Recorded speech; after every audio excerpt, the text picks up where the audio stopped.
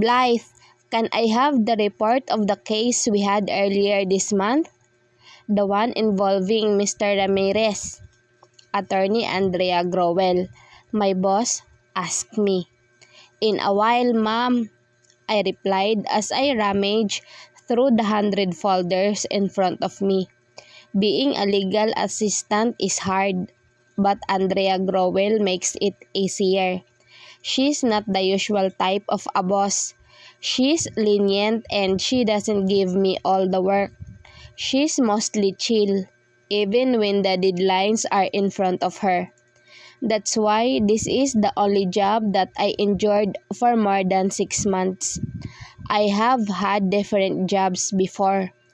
Call center agent, cashier, sales lady, barista, everything. I've tried everything but nothing seemed to have worked for me. Every single job required me to work overtime and sometimes graveyard shift. Office work means I only have to work during office hours. We seldom have overtimes here because Attorney Growell sees to it that we follow a specific timeline for each case we accept. She's an effective leader and a very good lawyer. She always sees to it that she wins all of her cases. Add to the fact that the wage here is higher than the jobs I've had before. I gave the folder she's asking and she smiled at me. Attorney Growell is a beautiful woman. However, I know that she isn't interested in men. From what I heard, she's in a relationship with the owner of CALM magazine. Thank you, Blythe, she told me as she scanned the folder I just gave her. By the way, can you help me file the case of Miss Fuller? We're eyeing for that to be passed this week. I smiled and nodded. I know that case. It's about a rich heiress who got robbed of her right to the company of her parents. Now I realize why investigator Hus was her a while ago. Noted, attorney, I told her and proceeded to prepare my things to go and file that case she mentioned. Do you have any plans tonight? I will be out early today because Gretchen and I will be celebrating our anniversary. You can go home early too, Attorney Growell told me. I smiled and nodded. Thank you, attorney. Enjoy your night. She chuckled. Oh, I will. She winked at me before I left. I grabbed my keys and drove the company car to the circuit court. I love what I am doing because I plan on being a lawyer too, one day. If not for the circumstances, I would have been a lawyer now too. But right now, this is not on the top of my list. I need to earn and start over again. I need to earn and provide a better life for myself and for Bullet. The filing was smooth because there were not a lot of people in the circuit court. It was easy because I was only going to fill up some forms and pass the folder with all the papers needed. To be honest, Attorney Growell personally wrote all those, a feat of hers that I admire the most. Some lawyers give their assistants some work to do, something apart from what they are expected to do. Attorney Growell doesn't do that. She takes everything into her hands and just gives me the papers I need to do. However, sometimes I feel like I want to do more than what I am currently doing. Perhaps it's because of my desire to become a lawyer someday that I am like this. Thank you, the clerk told me when I finished filing. I texted Attorney Growell that I am finished with the filing when I heard a familiar voice calling me. Blythe? I looked behind me and saw Tracy, one of my friends in college. I smiled at her. Tracy, I beamed and then she jumped to me and hugged me. "Oh my gosh, it's been so long," she exclaimed. "It's good to finally see you again." I smiled and nodded. She stared at me and then frowned. "Tell me, you pursued your dreams to be a lawyer," she said.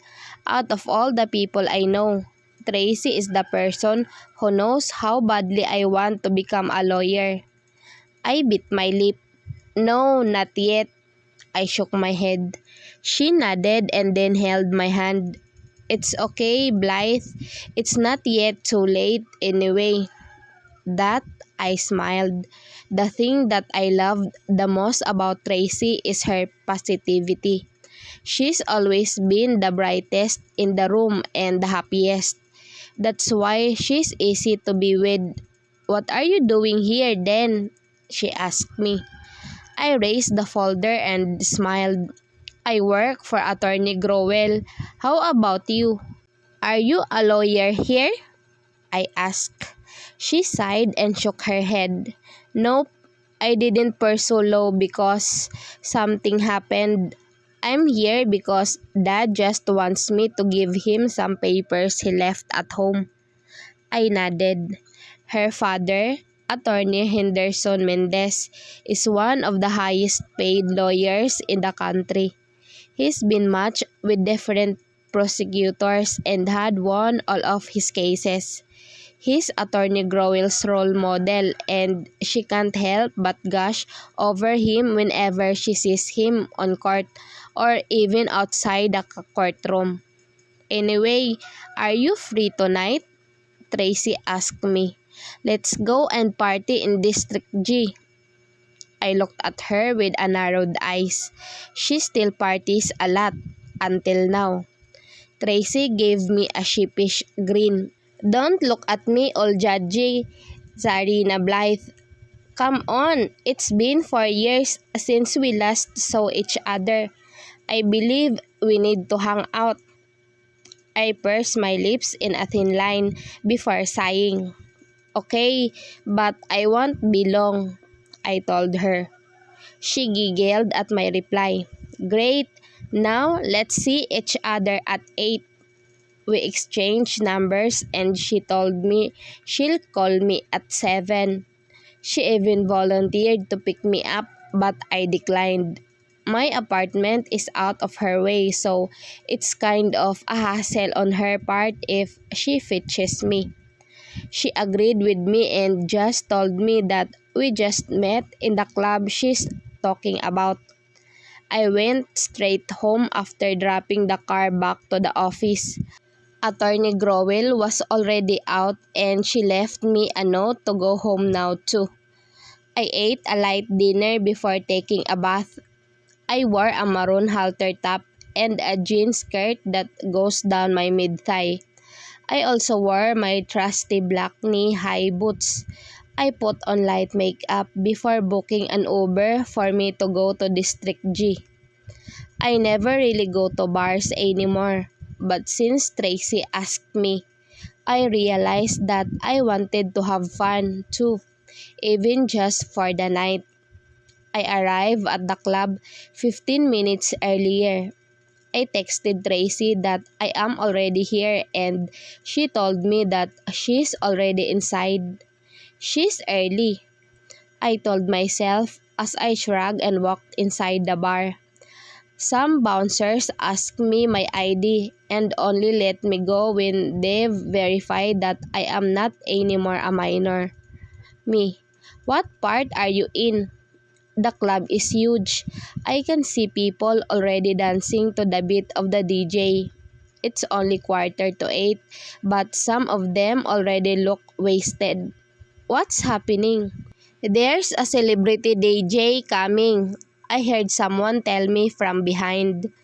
I looked behind me and saw Tracy smiling at me widely. She hugged me and kissed my cheek. "Come on, Blythe, we have a booth over there." She sounded really excited as she pulled me behind her towards the booth she's talking about. The music got even louder, and someone introduced a familiar name. It's probably the DJ that Tracy was talking about because everyone cheered at his entrance. I looked at the DJ booth and saw one of our classmates before in one minor subject, Rush Thunder. Now it makes sense actually.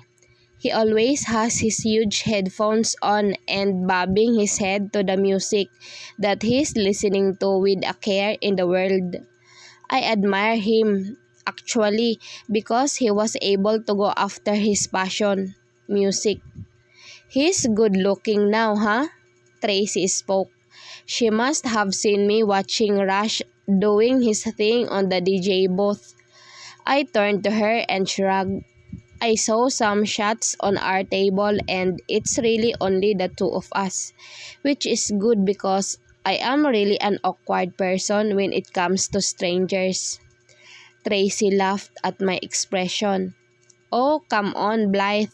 The way you looked at him in a little, what do I call it?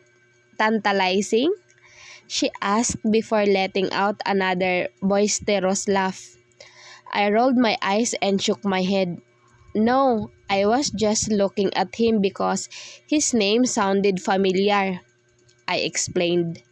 Tracy nodded before downing one shot of tequila.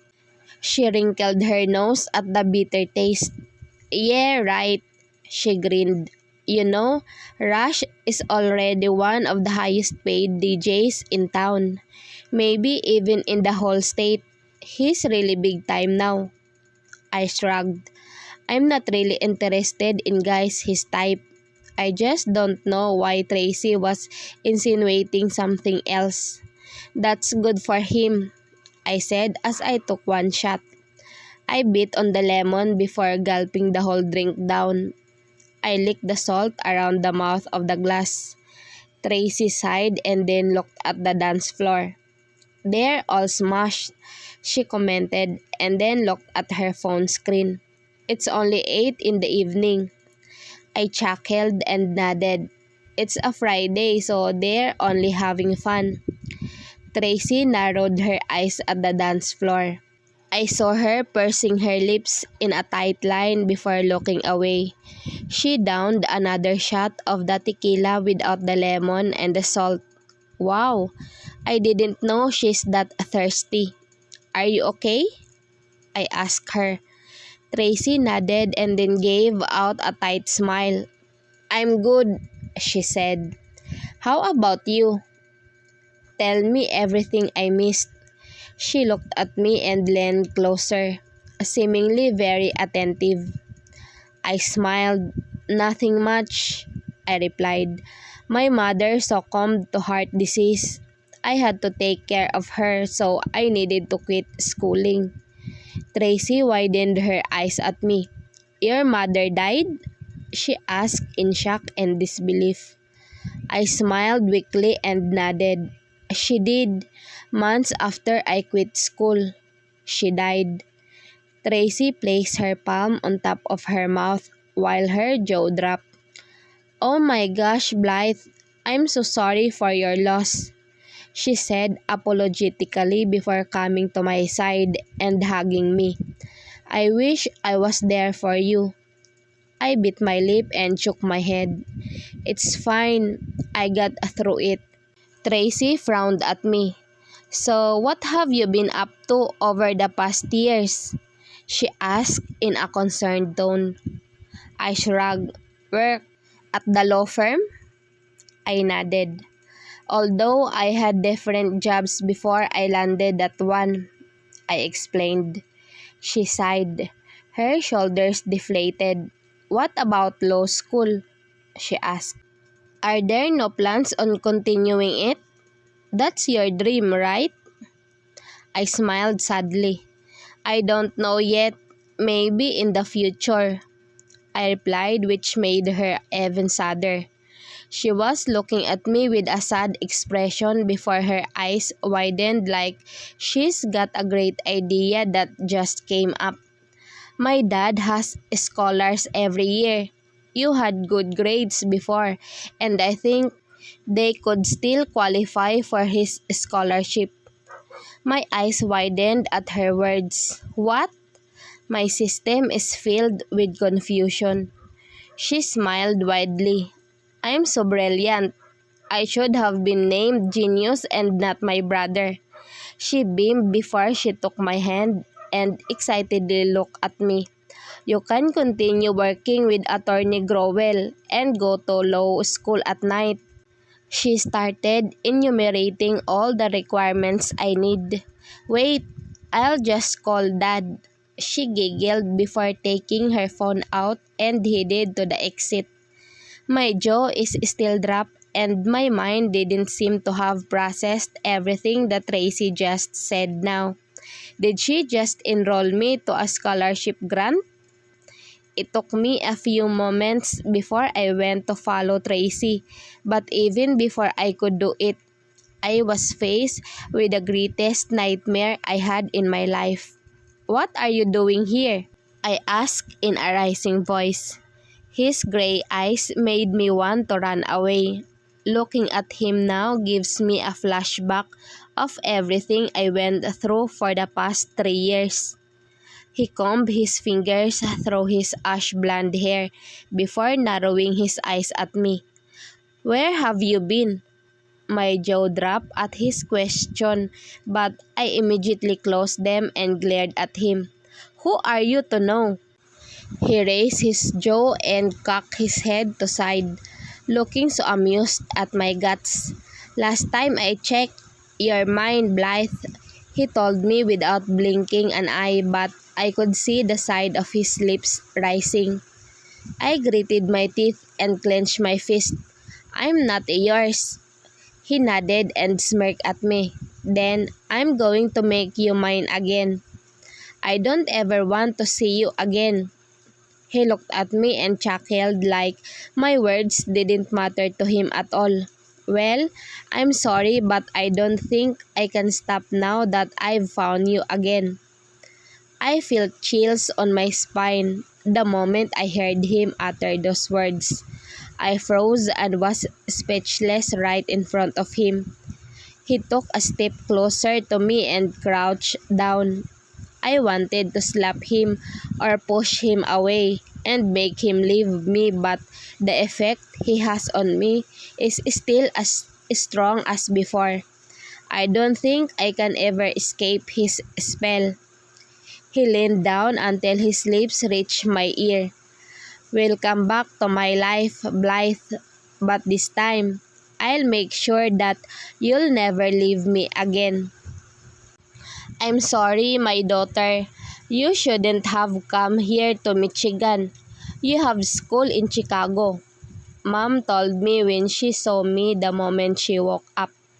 Last night, my Aunt Georgina called me and told me that Mom has collapsed. It is her 5th attack this week and it's only Wednesday. I immediately booked a train to her. I sighed and looked at her. Mom, let's go to the hospital, please? I begged her. She's been ailing dilated cardiomyopathy for a period of time now and she doesn't want to go to the hospital. She always says that she's okay even when she's already pale and she's weak. I hate that I couldn't do anything for her. Mom smiled. I'm okay. I can manage. She didn't finish what she was going to say because she suddenly fainted once again. Mom! I screamed, making Aunt Georgina to come inside. What happened, Blythe? She asked me, already hysterical. I looked at her in urgency. Mom fainted.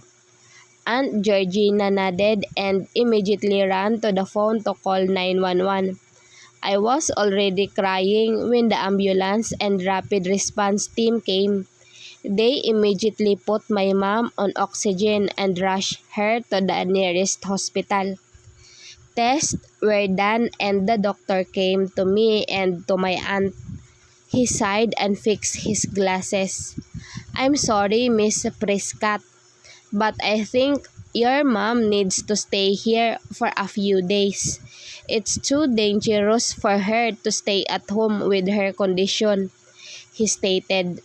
Her condition is not good, to be honest with you. Her prognosis is poor. My heart broke at what the doctor told me. What about surgery, Doc? Aunt Georgina asked. The doctor looked at her and smiled weakly. A heart transplant is possible, but it is not a guarantee that she will be able to survive. He began explaining the process. I am willing, Doc. I am willing to risk it. It's for my mother. I am willing to do everything for her. Please save her. I sobbed and almost kneeled in front of the doctor. For years, I have hated seeing my mother suffer. My dad left us, and since then, it was just me and her. She worked day and night for me. She did everything for me. Now, I want to do everything for her. It will cost a lot, Miss Prescott, the doctor said. I nodded. I will work hard for it, Doc. Just please save my mom. She's all I have now, I told him, and that's when I have decided that I will need to stop schooling and start working for my mom's surgery. I will swallow fire if I need to. I will walk on water if I have to. Blythe, there's an order of whiskey on table 4. This told me while I was preparing for a cocktail in the counter. Tonight seems like a busy night here in the club. I can see people already crowding the place, and it's only 9 in the evening. I can't believe people in Michigan are this wild. I don't really know what to call it, but they seem to be early birds in the club. Des nodded at me and motioned to the table 4. I smiled and acknowledged what she meant. I immediately poured a shot of whiskey and placed all the drinks I made on the tray. I first went to table 9, who first ordered 9 cocktails. They are off-group young girls who just came in and ordered immediately. Here are your cocktails, ma'am, I politely said, and placed the drinks on the table. They looked at me and smiled before handing me a $10 tip. I immediately placed it inside my pocket, proceeding to table 4. In table 4 was a man who's in a simple blue shirt and a pair of faded jeans. His hair is up in a mess, but it looked good on him. His eyebrows are thick and his eyes are gray. He's so focused on the table in front of him like he's spacing out and didn't care about the world. I pursed my lips and took a deep breath before walking nearer the table. He looked away, and now, on my view are his prominent jawline and tall nose. His lips are a bit red, and I can see that he has a piercing on his ear. I gulped hard and stopped to give him his order. Here's your order, sir, I stuttered, and I wanted to bury myself on the ground immediately. He slowly turned to me and I straightened. Fuck, what is happening to me? His stare at me lingered a little bit longer than it should be, and I couldn't help but feel awkward that I have to deliver his drinks to him. It's not like this is the first time that I had to cater to a man who's alone and who's handsome, but why? Why does it feel so different with him? This is ridiculous. My hands even shivered and I almost spilled his drink on the table, and I cursed myself mentally because of what I am acting right now. Thank you. Ah, fuck. Why did I think him? I'm stupid. I saw his brow rose in my periphery as he looked at me. I blinked several times and looked down, hugging on the damn tray like my life depended on it. Are you okay? he asked in a low baritone. I slowly looked up and met his intense gaze. Damn, is this how he looks at everyone? I feel like I am already under immense scrutiny for a reason that I do not know of. I bit my lip and nodded before walking away from the table. Heck, I really am going to ask Des that I will not cater to the table anymore. I will take 3 of her tables but not that table. Des looked at me curiously with narrowed eyes. What's wrong? She asked me because she must have noticed how anxious I am when I got back to the bar. I put the round tray on the counter and squatted on the floor, hiding myself behind the counter. Thinking about his stare makes me feel like 10 years of my life have been taken from me. Des squatted beside me and then tapped my shoulder. Hey, what happened? She asked me in a concerned tone. I looked at her and pouted. I feel so stupid, I replied in a dramatic way. She narrowed her eyes at me. Why? I sighed and shut my eyes forcefully. I shook my head, not wanting to elaborate anymore because I don't want to share my stupidity. That only makes me even more stupid. Des sighed.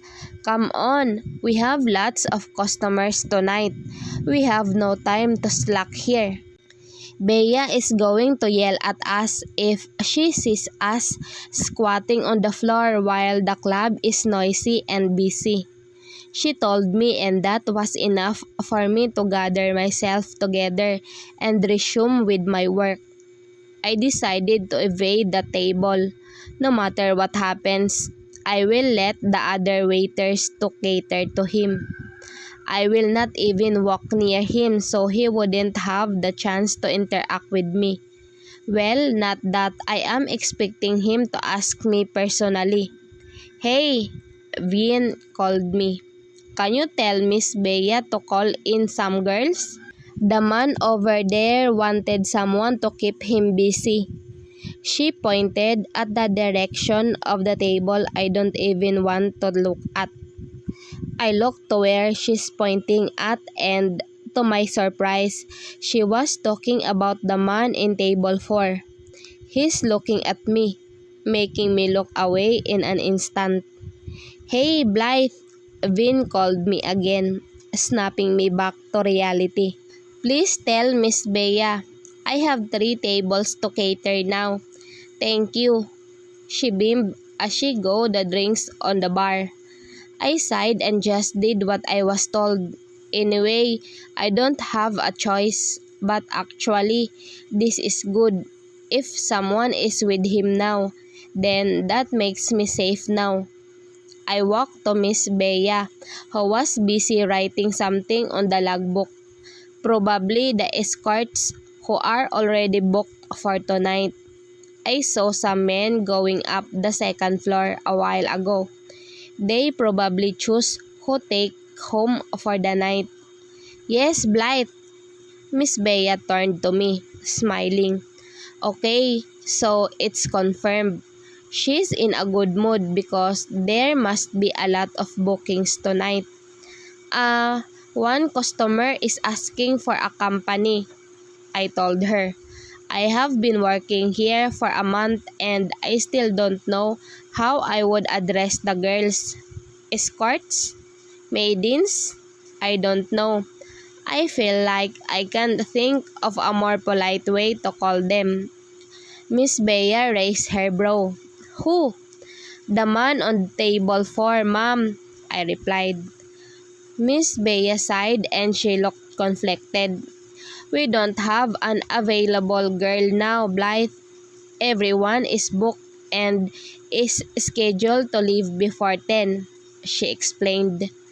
I looked down. Well, I don't know how to respond to that. First of all, I have tables to attend to. Second, it's not my scope of concern. And third, I am not an escort. Blythe, Miss Bea called me. Go first. Go and entertain him first. I swear I'll give you 3 times your wage for the night. My eyes widened and I looked at her in disbelief. Ma'am? I asked, confused and in denial of what I just heard of her. She pursed her lips in a thin line. Okay, I'll allow you a paid leave for a week. You have to attend to your mother, right? She said as she looked at me with hopeful eyes. I stared at her while I was thinking. She just gave me a leave, one I was not yet entitled to have since I have just started working here for a month, because she wanted me to cater the man. I can't believe it. She's even tripling my salary for the night. Oh my God, Miss Bea is desperate. Miss Bea smiled at me. I know it's not part of your job, so I'm giving you a lot of options for benefits. I just don't want a customer to be lonely because that would speak a lot of our service. She sounded so desperate and it left me nothing to do but nod. She sighed in relief as she saw my action. She even jumped in and hugged me. You can claim your week worth of paid leave whenever you want it, she told me excitedly as she pushed me to the dressing room. Miss Bea, what? You have to change your clothes. You're wearing something too plain. I need you to wear something an escort would wear, she told me as she rummaged the closet of the escorts in this club. I gulped hard when she showed me a red corset top and leather miniskirt. No, that's not. This is the perfect outfit for you, she beamed before getting the fishnet stockings and mid-thigh high boots. Go and change now. I let Maya do your makeup. I frowned as I hugged the clothes and walked to the changing room. I couldn't think of anything while I was changing. Just one thing. These clothes are too tight. I can't even breathe on them. Skimpy, I told myself as I looked at myself on the mirror. I removed my hair tie and laid my hair down. It's a good thing that I have thick, long wavy hair. It somehow helps me cover up a little. Blythe, are you done? I heard Maya, the makeup artist, call me from the outside. I looked at myself on the mirror one more time before sighing. Yes, I'm done, I replied before opening the door. Maya's eyes widened when she saw me walking out of the door. Oh my God, she exclaimed. Are you sure this is you? She asked as she looked at me from head to foot. I frowned. Is there something wrong? I asked as I pulled my skirt down. I don't feel like this is my kind of clothing. I was used to pants and skirts, the comfortable ones, not these kinds of outfits. Maya shook her head. You look fantastic, she beamed before pulling me to sit on the chair in front of the huge mirror with lights around. She stared at my reflection. Wow, I didn't think you would look this good. I kept quiet. I don't know what to say because I am busy convincing myself that I am wearing these clothes. Don't worry, Maya said. This is your first and last time to entertain. Miss Bea was just short of girls tonight because of their bookings. I nodded and hoped that it was the case. Maya proceeded to put light makeup on me. She said that my features are already prominent, so she only needed to accentuate them a little with not much makeup involved. It took her about 15 minutes before it was done. I looked at the mirror and was shocked to see my face like that. I don't usually use makeup because I don't really care how I look, but then I look better with them. There's no question why women love makeups. They make a lot of difference. Now go, Maya told me. She only fixed my hair a little. You're so beautiful.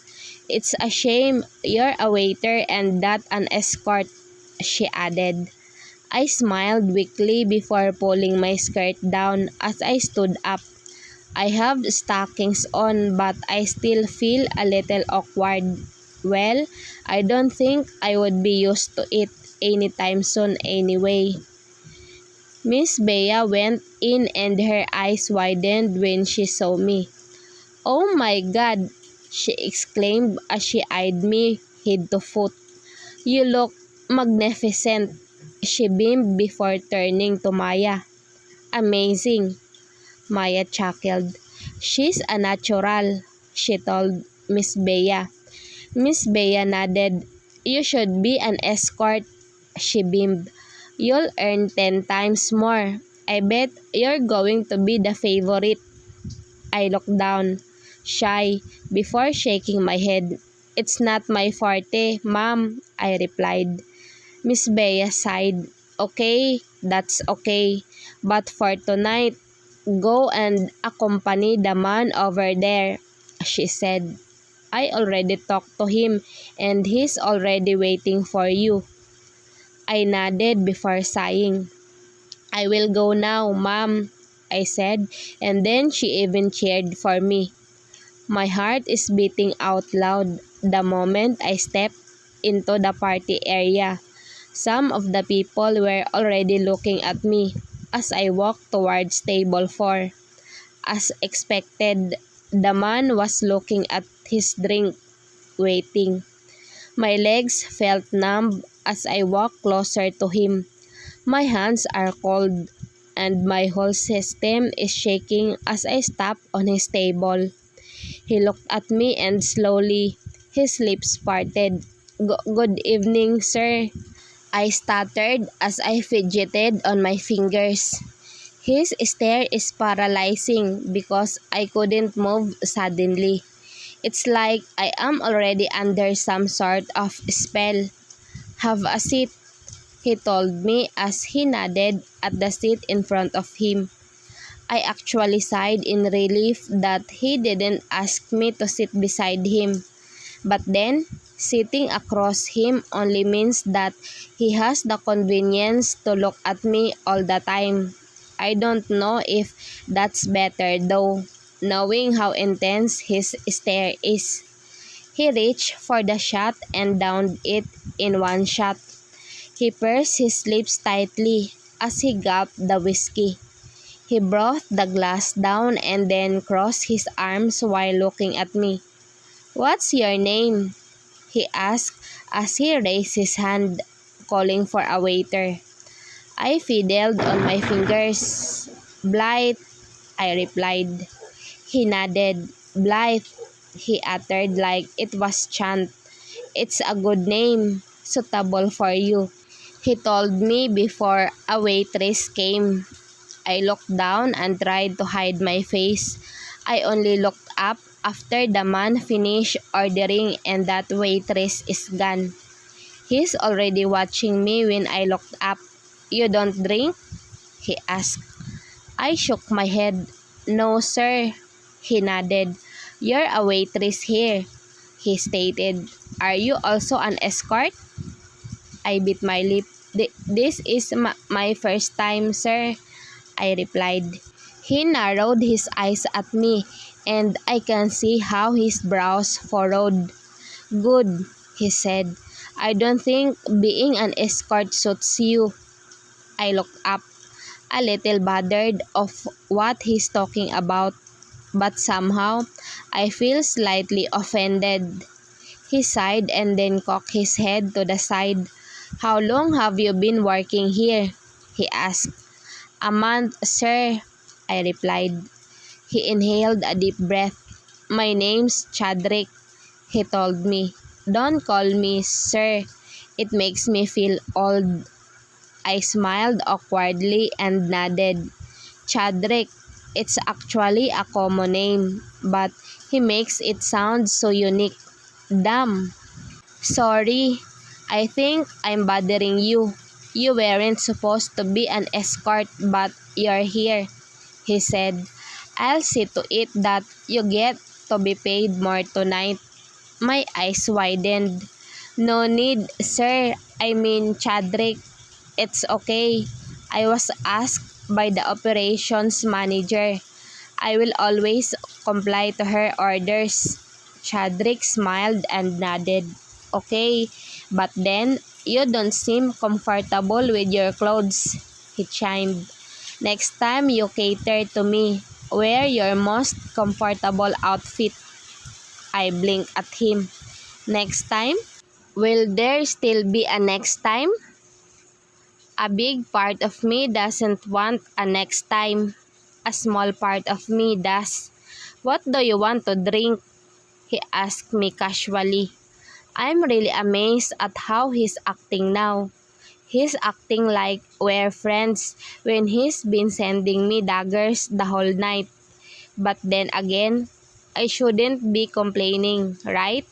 It's a relief that he's acting like this because it lessens the tension in the atmosphere. "No, I'm okay," I refused. "I can't drink because I will go to my mother after this. Aunt Georgina is going home to Hawaii in the morning, so I need to be there for Mom. Come to think of it, I can use my reward of a paid leave starting to tomorrow. I'm going to inform Miss Bea about it tonight.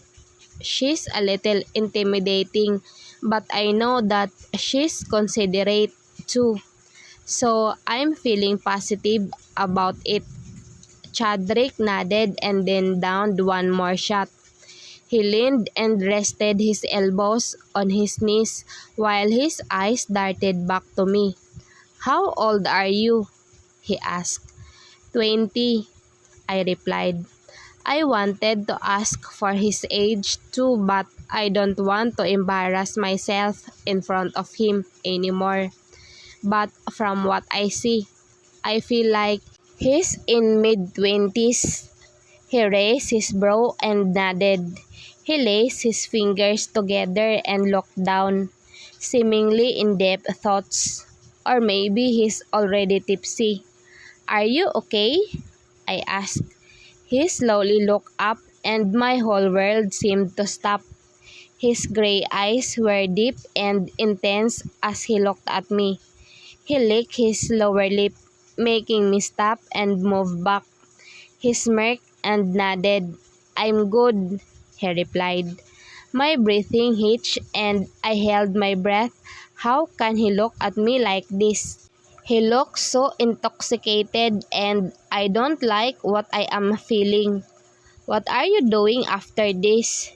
he asked as he leaned on the couch again. I blinked several times. What does that question mean? "I need to go somewhere," I replied vaguely because I don't want to give him a chance to take me out later. He nodded. His index finger brushed his lips before taking another shot in one gulp. He winced a little with the taste. "Will you be here again tomorrow?" he asked. "Okay, what is happening?" "I don't know yet." He nodded again. "I'll be here tomorrow," he informed me. "Okay, he's fast to act, huh? We just met a few hours ago and it looks like he is hooked." "Good, then you can ask for another escort," I told him and smiled. "I don't think everyone is booked tomorrow night, so you can ask for one who could fulfill your needs." He raised his brow as the side of his lips rose. "Fulfill my needs, huh?" he asked with a voice laced with sarcasm. "You have no idea what my needs are, Blythe. Blythe. Blythe. Blythe." I have never heard my name pronounced this good before. His articulation felt different from other people because for the first time, I felt like Blythe, my name, is my favorite word. He chuckled lowly, and even in the loudness of the music, I heard it. I heard his chuckle. "I don't need an escort if I want to fuck someone. I don't need to book an escort." My eyes widened and my jaw dropped at his vulgarity. I cannot believe it. Am I really having this kind of conversation with him? "Oh, please, Blythe. You're the one who talked about fulfilling of needs first.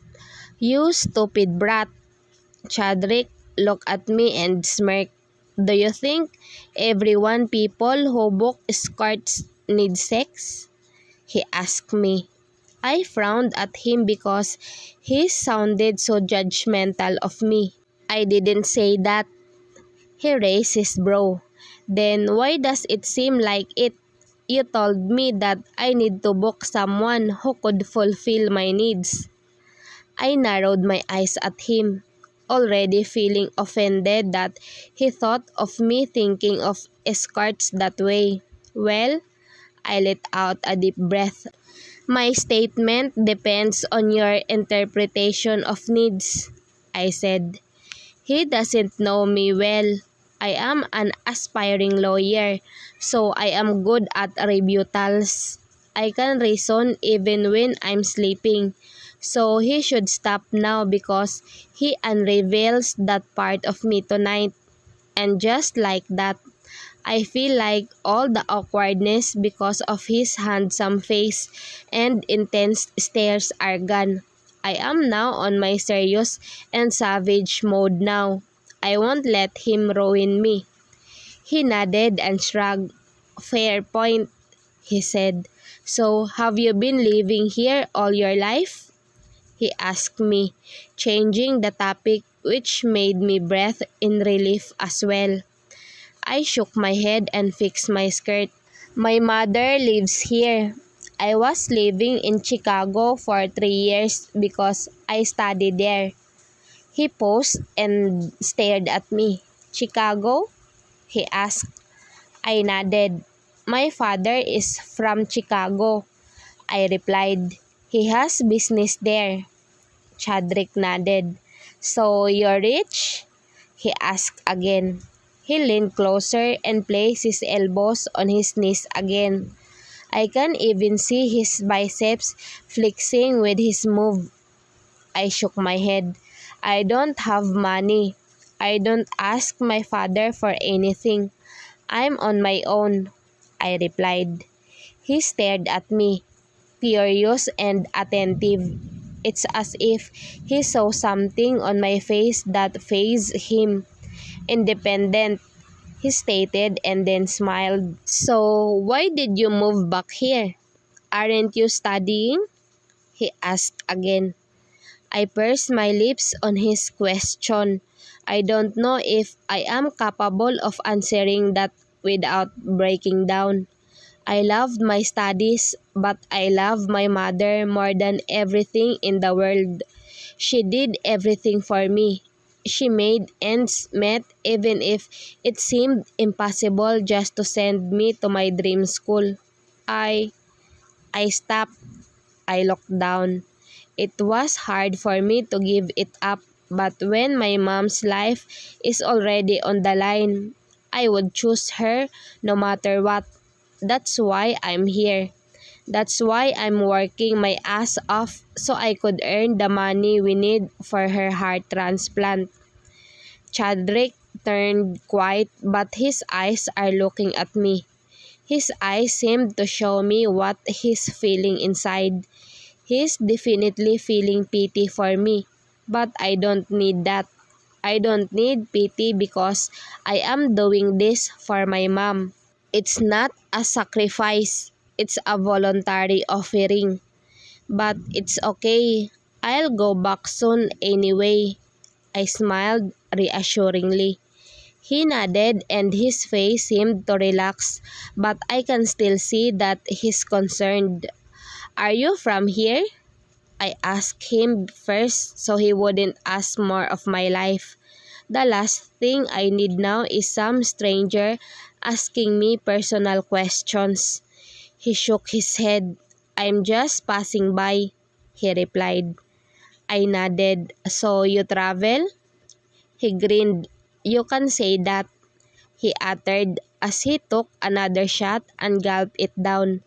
He put the shot glass down and then looked at me. I'm planning on staying here a little longer. I blinked at him and stopped when I was caught inside his gaze once again. I bit my lip and looked down immediately to get away from the awkwardness. I hope to see you around, he told me. I paused and looked up to him. He's smiling at me widely like he's a whole new different person than the intimidating man he was a few moments ago. What? I asked. He chuckled and bit his lower lip. You must be tired. I'll call in and tell them that you're coming with me. What? I asked, slightly raising my voice because of my shock. He stood up before looking at me. Don't worry, after we get out of the door, you can go home. I'm a little tired now too. I looked at him, confused at why he seemed so concerned about me. I watched him walk to the bar and talk to Miss Bea, who's supervising the operations. I can see that her eyes widened as she listened to what Chadrick was talking about. She nodded and then motioned to the door of the dressing room. I sighed and looked at my outfit.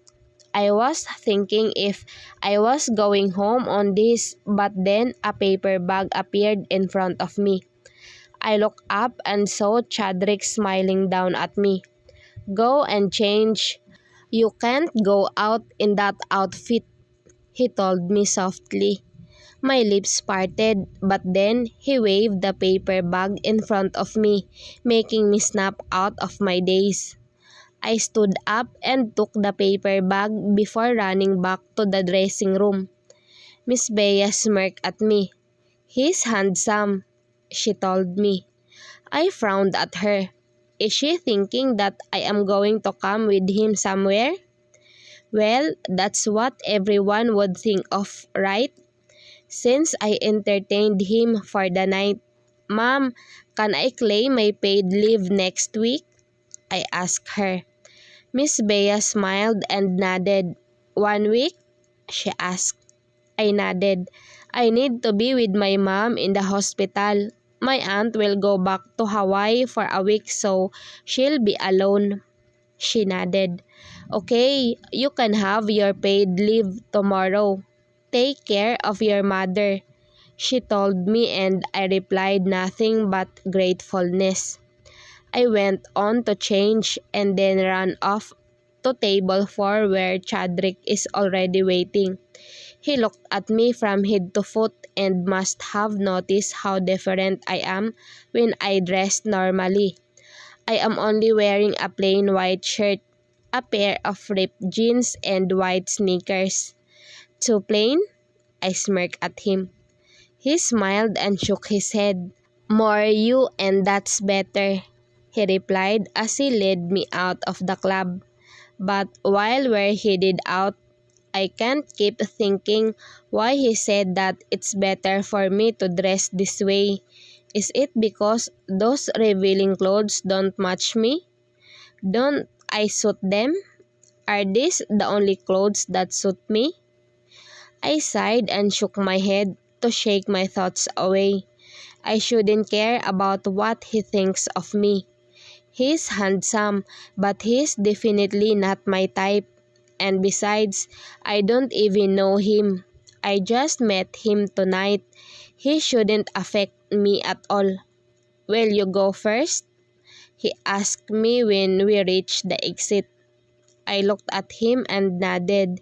Thank you for the early out, I told him. He smiled and nodded. No worries. Thanks for your company tonight. I had fun, he retorted with a wink.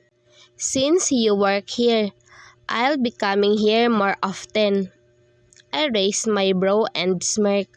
Don't fall for me, Chadrick, I told him in a joke. He laughed out loud and shook his head. I'll see you around, Blythe, he uttered, ignoring my last sentence, and walked to the parking lot. Take care of yourself, he beamed as he turned his back on me. I smiled and watched him go. Well, he's not that bad. I was with Mom for a week. I also accepted some proofreading and editing works so I could do it beside her in the hospital. She told me she's already feeling fine, but I doubt it. She's only telling me she's strong so I wouldn't worry, but I can see how she's struggling. How's your mom? Aunt Georgina asked me. She called me to check up on us. I looked at Mom, who's lying on the bed, sleeping. She's sleeping right now. She tells me she's alright, I replied. In all honesty, my heart is breaking every time I see Mom lying on the hospital bed. I feel like my world is shaking and it is facing its ending. Tears formed around my eyes that it stung. I shut my eyes forcefully and looked away. I couldn't afford to have her witness me crying over her. She just tell me that I'm crying for nothing and that I'm just wasting my tears. Are you okay? Aunt Georgina asked me again. I bit my lip to prevent the sobs from coming out. I took several deep breaths to calm myself. Yes, I replied, almost voiceless. I heard Aunt Georgina's loud sigh from the other line. I'm sorry, Blythe. I'll come back tomorrow. I also got some cash because I sold one of the lands of our parents around here. We can add it to the money for Sarah's operations. I nodded even though she couldn't see it. Thank you, Aunt Georgina.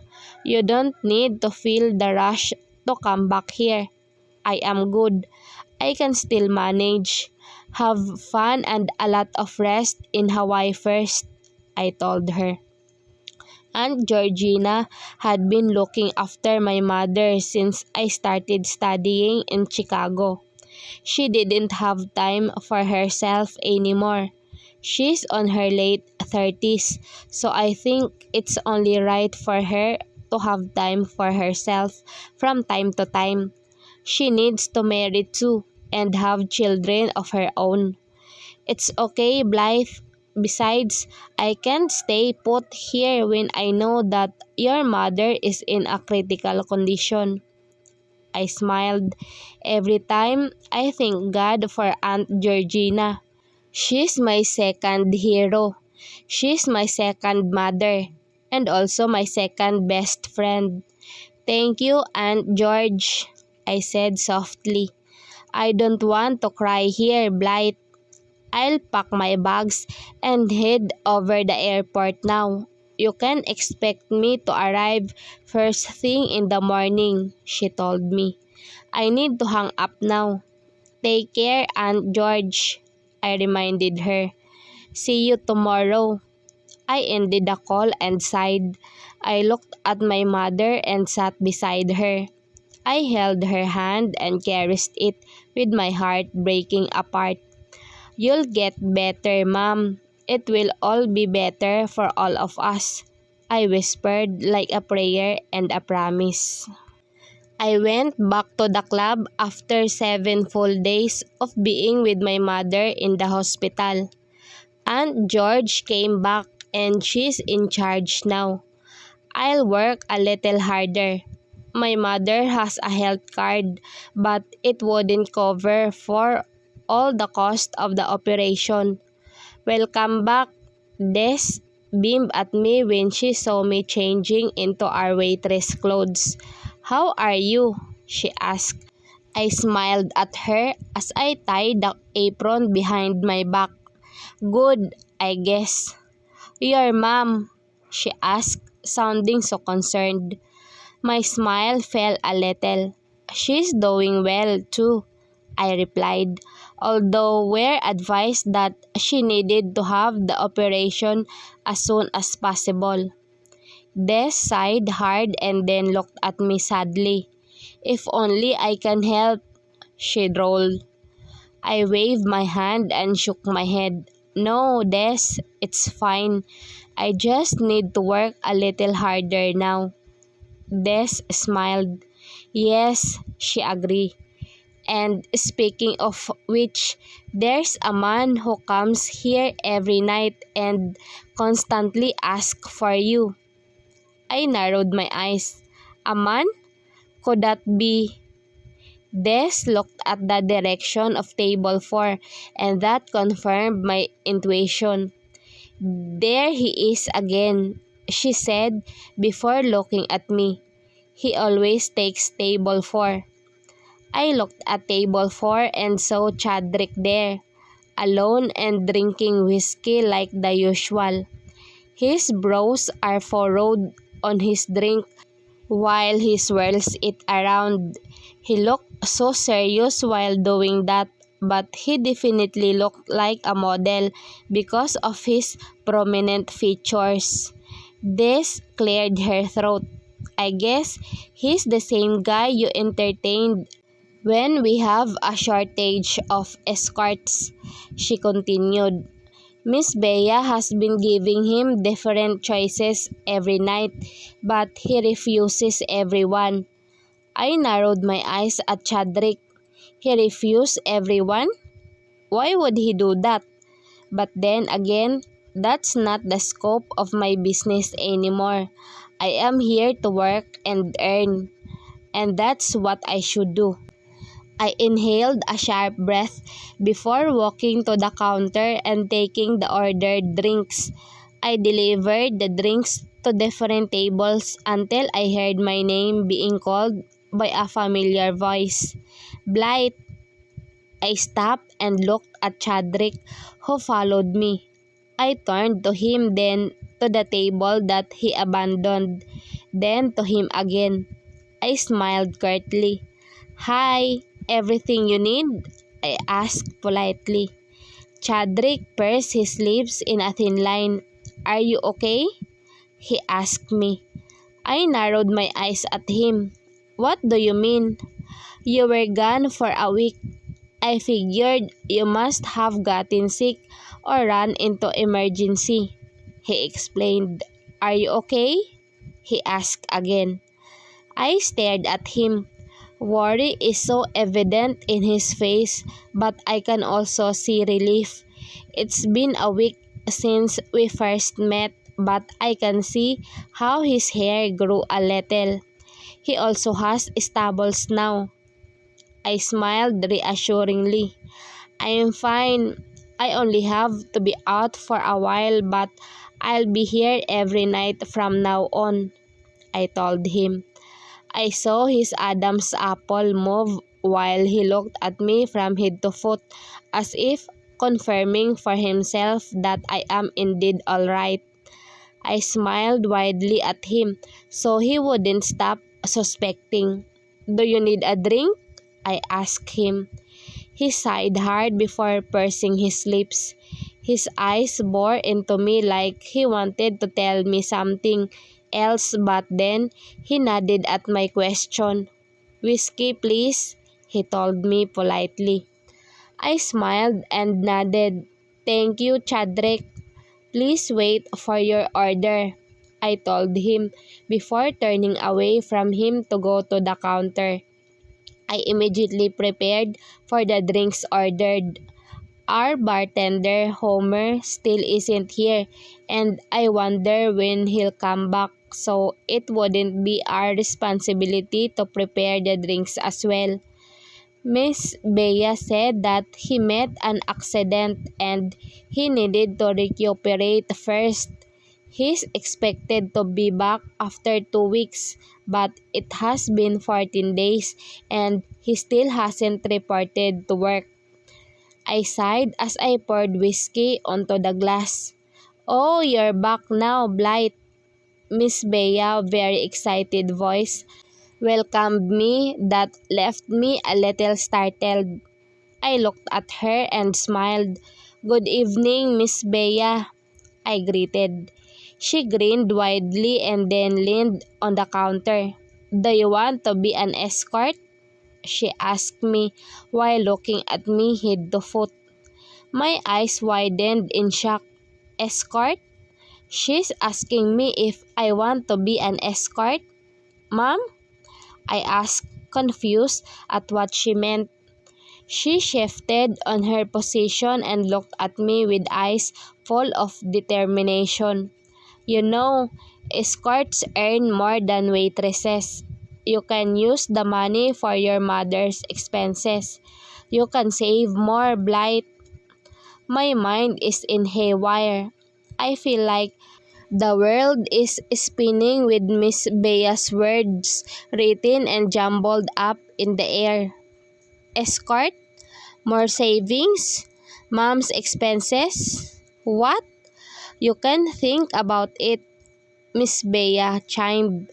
"If you agree to it, then just give me a call.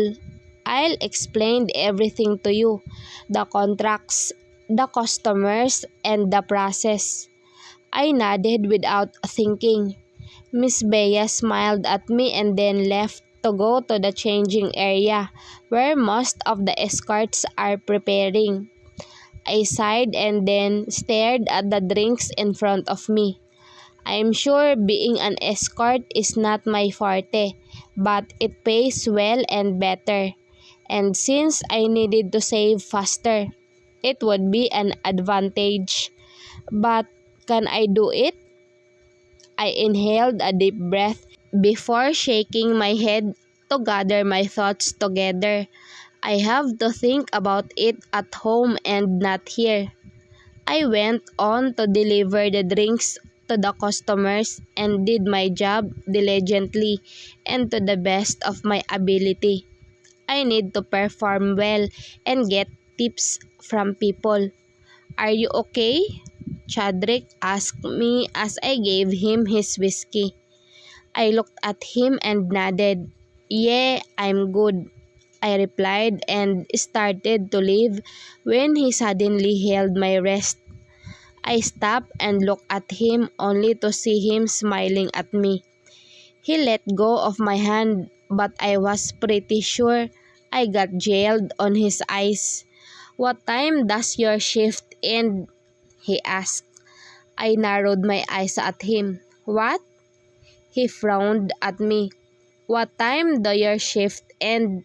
he repeated. "I'm up until closing," I replied. "So until 3? He asked again. I nodded. "Why are you asking?" He grinned and then exhaled. "Want to grab coffee afterwards?" I almost scoffed. "Are you kidding me? You want coffee after drinking whiskey?" I asked to confirm if I understood it right. He chuckled and nodded. "There's nothing wrong with that," he beamed. Now I scoffed. "Whatever you say, Chadrick." I shook my head and then started to walk away. "That's a yes, right?" I heard him ask. I stopped and rolled my eyes. Obviously. Chadrick really waited for me to finish. It was almost 4 in the morning and I saw him leaning on the wall beside the door. His hands are inside his pocket while his head is low. "You're still here?" I uttered, making him look at me. He smiled and nodded. "I told you," "I'm taking you to coffee," he replied as he walked towards me. "It's a little colder now because it's already November. Winter is almost here." Chadrick is wearing a black leather jacket, a white inner shirt, a pair of black pants, and a pair of caterpillar boots. He's wearing ordinary clothes but his aura is different. "Let's go?" he asked me. I nodded and then he led the way to the parking lot. I hugged my mustard coat and followed him. Like him, I am wearing a plain blue shirt, a pair of faded jeans, and a pair of brown boots.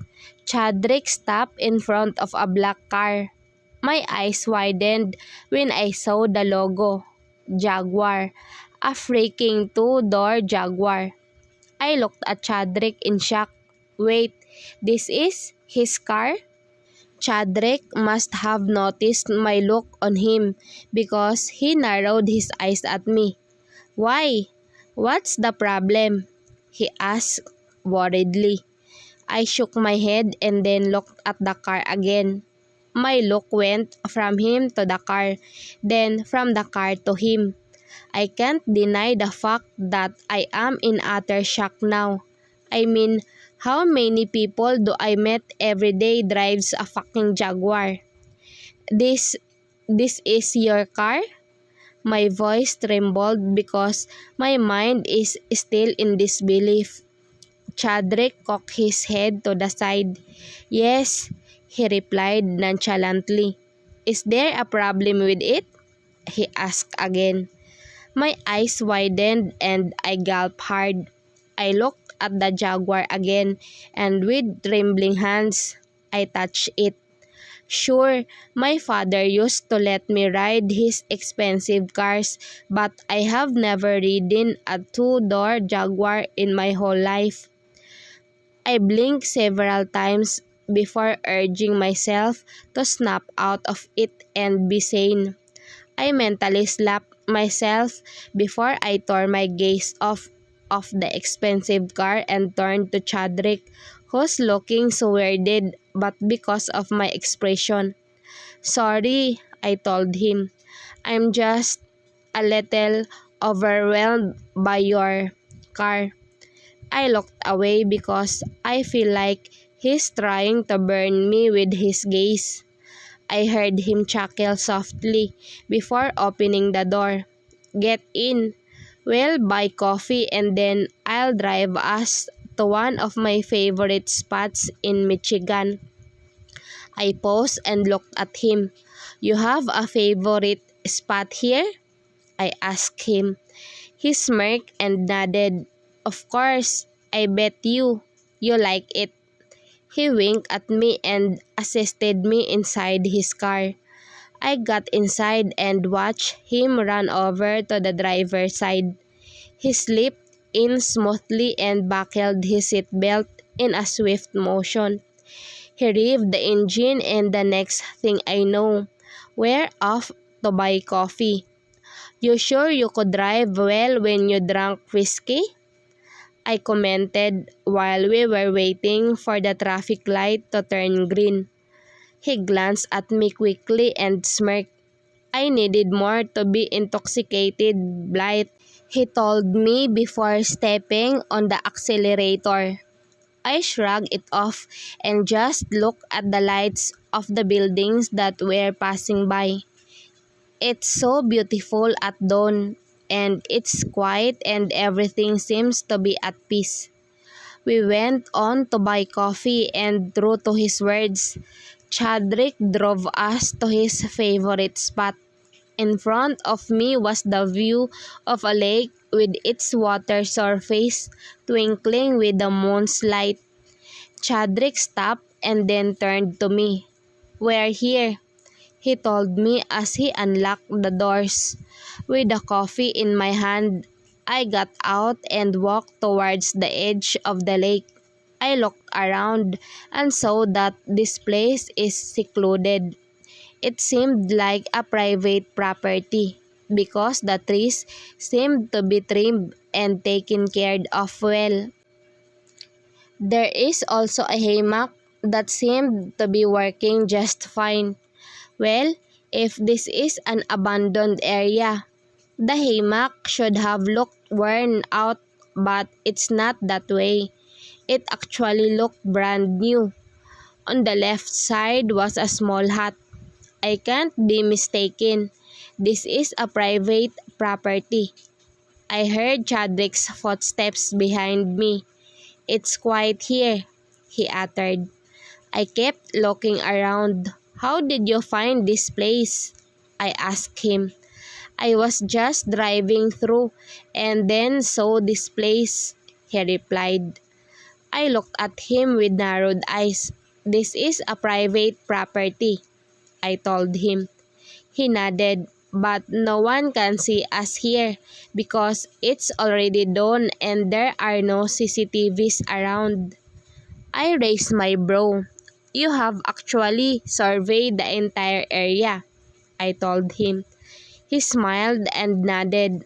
"Of course, I have been coming here every day." I sighed and nodded before walking to a huge stone and sitting down. I took a sip on my coffee and just savored the beauty of the view. Chadrick sat beside me quietly. I can hear him sipping on his coffee, but he didn't utter any word, and somehow the silence was relaxing. All we could hear is the sound of the leaves dancing with the wind and the occasional chirping of the birds. I shut my eyes and thought about Miss Bea's offer again.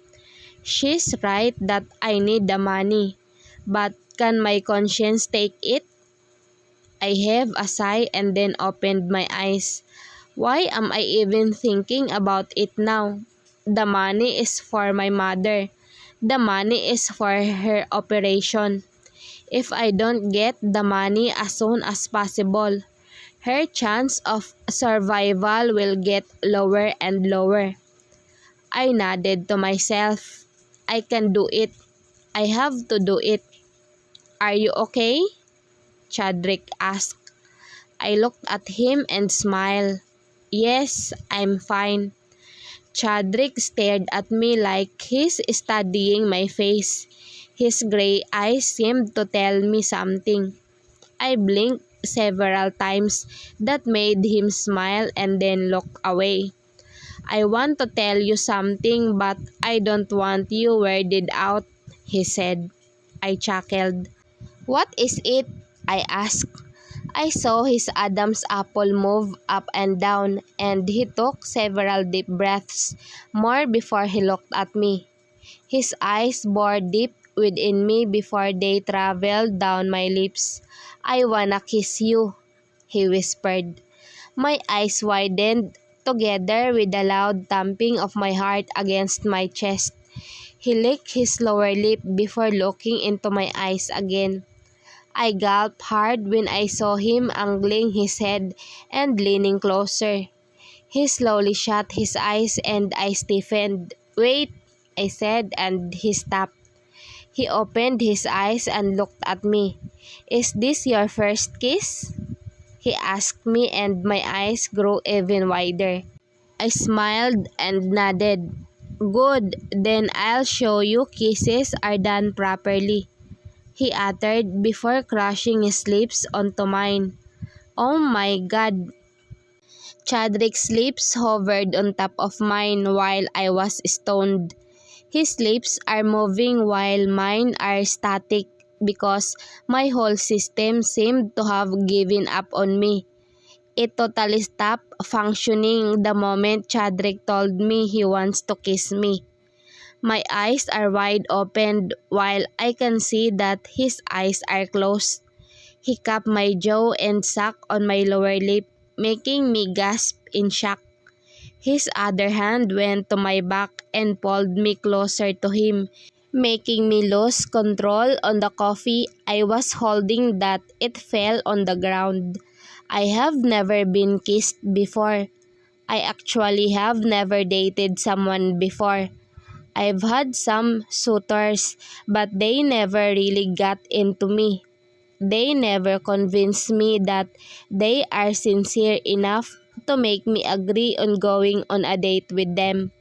But with Chadrick, it feels different. I know that it is different from the first time that we met. The effect that he has on me, the commanding aura that he has, it got me hooked, whether I admit it or not. I could feel all kinds of butterflies in my stomach as his lips glided with mine. I could feel the hair on the back of my neck standing up with every touch of him. He pulled me even closer to him and kissed me once more before breaking the kiss. His eyes opened and revealed how intoxicated they were. He licked his lower lip as he stared at me. What the? It was all I could say until he crouched down again and kissed me even deeper than he did a while ago. This time, my eyes closed as I felt him sucking on my lower lip. His tongue sought entrance inside my mouth, and it stirred all the unknown emotions inside me. I grabbed onto his shirt as he kissed me hungrier and deeper. I couldn't believe I just had my first kiss and it was this intense. I have never imagined having my first kiss beside a lake, on a rock, with someone I barely know. But damn, how good do his lips feel? It's making me dizzy and intoxicated. It's making me lose my sanity. I moaned when his tongue started to seek dominance over my mouth. He took that as an advantage and delved his tongue inside. He's really trying to overpower me, and I didn't have a choice but to let him take over. I mimicked his mouth's movements and kissed him back with all my might. He smirked for a moment before drowning me with his dizzying kisses once more. I don't even know how long we have been kissing until he stopped and leaned his forehead on mine. We're both breathing heavily while he caressed my face. I heard him chuckled softly. "How's that for your first kiss?" he whispered. I swallowed hard and shut my eyes forcefully, calming myself from what I just experienced.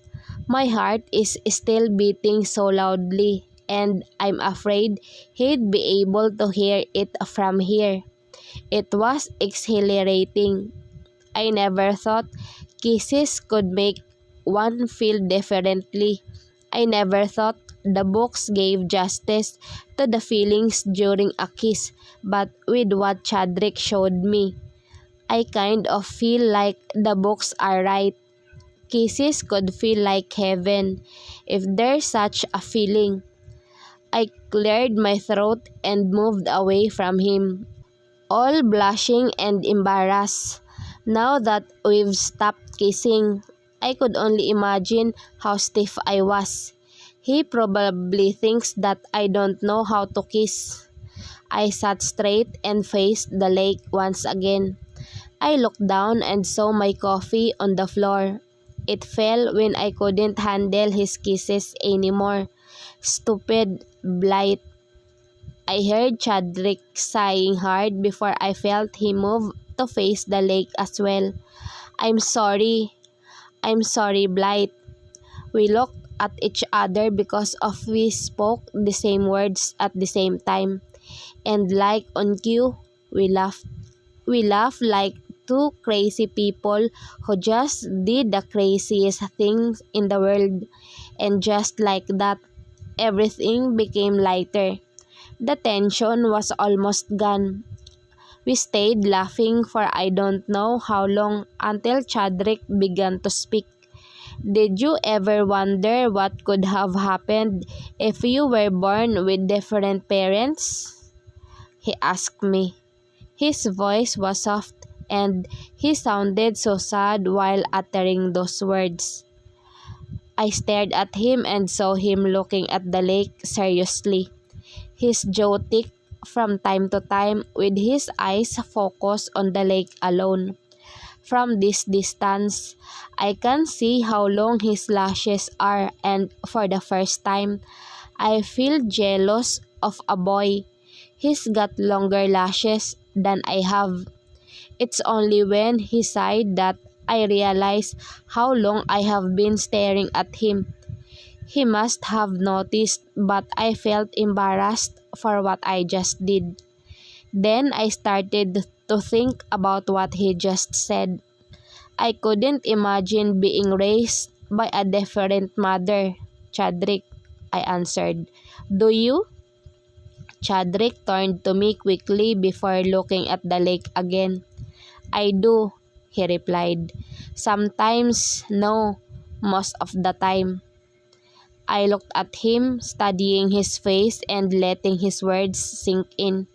It only makes me wonder how his parents are to make him think that way. Normally, we are very grateful for our parents, but by the way he speaks, I can feel that something is wrong. I wonder how hard it must be for him to be a son of his parents. His luxury car, his money. Well, love can't be bought by any amount of money. Sure, luxurious things and overwhelming money could make us happy, but it doesn't supply us intangibles. The intangibles are worth more and beyond money. I don't know what's happened between you and your parents, but all I know is there's nothing we can do if we just think about the things that won't change. I started, and that caught his attention because he looked at me. I smiled weakly before looking at the lake. I came from a broken family. My father left us when I was in the 6th grade. He was gone without saying goodbye. At that time, I was so devastated because I have always looked up to him. Leaving us made me question a lot of things. I hated my father for a long time, that when he came back to tell me that he will finance my studies in college as long as I study in Chicago, I vehemently refused. I didn't want to leave my mother, and I don't want my father to think that everything will be alright because he's doing something for me. I don't want to give him the liberty to think that everything is back to how it used to be just because he's going to send me to college.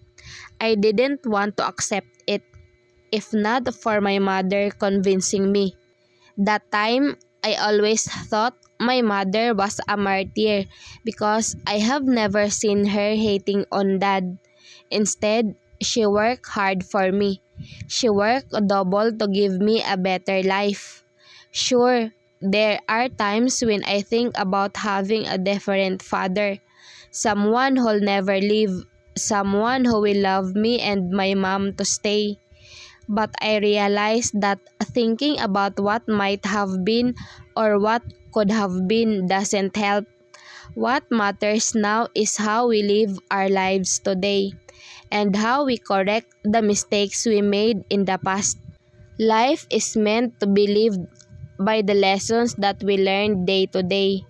Life is always about moving forward. Life is too short to think about regrets and what could have been. I continued and smiled at Chadrick. Whatever life gives you, suck it up and face it. There's nothing we could do about the past now. Chadrick looked at me tenderly before smiling. He nodded and then faced the lake. You're right. Life shouldn't be about what happened in the past. It should be about how we live it. He sighed deeply. I smiled and nodded. That's right, I uttered with a lighter chest. Everyone has his own fair share of regrets, but we shouldn't dwell on them forever. We must work hard for those regrets to never happen again. I went to work with a better mindset the next day. Tonight, I will tell Miss Bea that I will accept her offer for me to become an escort. I have thought about it again and again in the hospital, but whenever I see my mom on the hospital bed, I only have one answer in mind: her operation. I took a deep breath when I entered the club. Des was already in the counter and she was waving at me. "Hey!" She beamed when I approached her. "I heard about Miss Bea and her offer." I looked at her. As much as possible, I don't want to ask for other people's opinion because I am pretty sure that their opinion would affect my decision and I don't want it. I hate being influenced by others. So I smiled at Des and just nodded. "That's a good one, Blight. You can earn more by being an escort," she said, and I looked at her, a bit shocked because she seemed to have a positive outlook on the position. She smiled at me. "Come on, we both know you needed money for your mom, and this job is probably one of the fastest ways for her operation to push through as soon as possible." I shut my eyes and have a breath of relief, knowing that it's what Des thinks makes me feel like a heavy object has been lifted off my chest. Now it only makes me think there's no other way and that I was thinking of the right thing to do. Des nodded at me. "You should do it, girl," she encouraged. I smiled and nodded. "Thank you, Desiree," I told her. She crunched her nose and glanced at me. I chuckled because she really hates it when she's being called by her full name. She always says that she hates Desiree because it is also the name of the woman his ex cheated with on her. What an asshole! Cheating on Desiree with another Desiree. Because of the validation I got from Des, I have renewed courage to talk to Miss Bea. Fortunately enough, she was in a good mood when I met her in her office. "Good evening, Blight." She beamed at me and then closed the folder she was reading. I smiled and then closed the door before walking towards her. She asked me to sit down, so I did. I feel so nervous about this, but then she spoke when I was still looking for the words to say first. "Have you thought about it?" she asked with a huge smile on her face. I held my breath and bit my lip before nodding. Miss Bea leaned closer, very attentive and seemingly anticipating me to expound on my answer. I sighed and smiled weakly. "I have thought about it, ma'am, and I accept the offer," I told her, making her smile even wider. "Really?" she asked me again. I smiled and nodded. I I figured it was a good way for me to earn money for the operation of my mother, ma'am. She nodded approvingly. "Good," she smiled. So she sighed and then got a folder from her drawer. She opened it and I realized that it was a draft of a contract. She handed me the folder and gave me a pen. "I am giving you the liberty to fill up all the necessary details and the stuff that you can't and can do because we also value your decisions. If you say no sex, then there won't be sexual intercourse." I gulped hard while my mind was busy absorbing everything Miss Bea is talking about. I heard sexual intercourse and my system shivered. Thinking about it makes me want to shrink to the ground. "You can read that first and I'm going to leave you here for better concentration." she said before she stood up and started to walk out of the door. Wait, did the owner of the office just give me the office for to have a better concentration? When I heard the door closing, I slumped on the chair and pulled my hair. What have I gotten myself into? I sighed and gathered myself before picking the folder up and reading the whole stuff. I skipped the heading and just went on straight to the questions. Personal details. Sarina Blight Prescott. Birthday March 3. Age 20. Religion Christian. Educational attainment. Third year college pre-law. Measurements to be filled up by the authorized person. Height, weight, bust, waist, hips. Preferences. Age limit for men. Body build. Lean, buff, any. Kissing, yes or no. Sex, yes or no. Expected salary. Medical, to be filled up by authorized physician. I sighed and just filled it all up. No kissing, no sex. That's all I expect this to be. I don't want to be kissed by someone else. I narrowed my eyes at the sudden thought. I don't want to be kissed by someone else? Why, Blight? Do you only want to be kissed by one person? Stupid. I shook my head and then continued to answer the questions that don't really weigh the same way as kissing or sex to me. They were just questions about my likes, dislikes, hobbies, talents, etc. Only the things asked in a slam book. Miss Bea came back in when I was done, like she knew I was finished filing it up. She smiled at me. "Are you done?" she asked. I nodded and then handed her the folder. She scanned my answers before looking at me. "Good," she said. "I'll finish your contract tonight while you get your stats and your medical done in the morning." I nodded. "If you'll be able to complete it, you can start tomorrow night." My heart boomed against my chest. I am going to start once I'm done with the test and the measurements. I am dizzy. "Do you get it?" she asked me. I nodded and heaved a deep breath. "Yes, ma'am," I replied. She smiled and nodded. "Then good luck," she said excitedly while I was just looking at her, dumbfounded.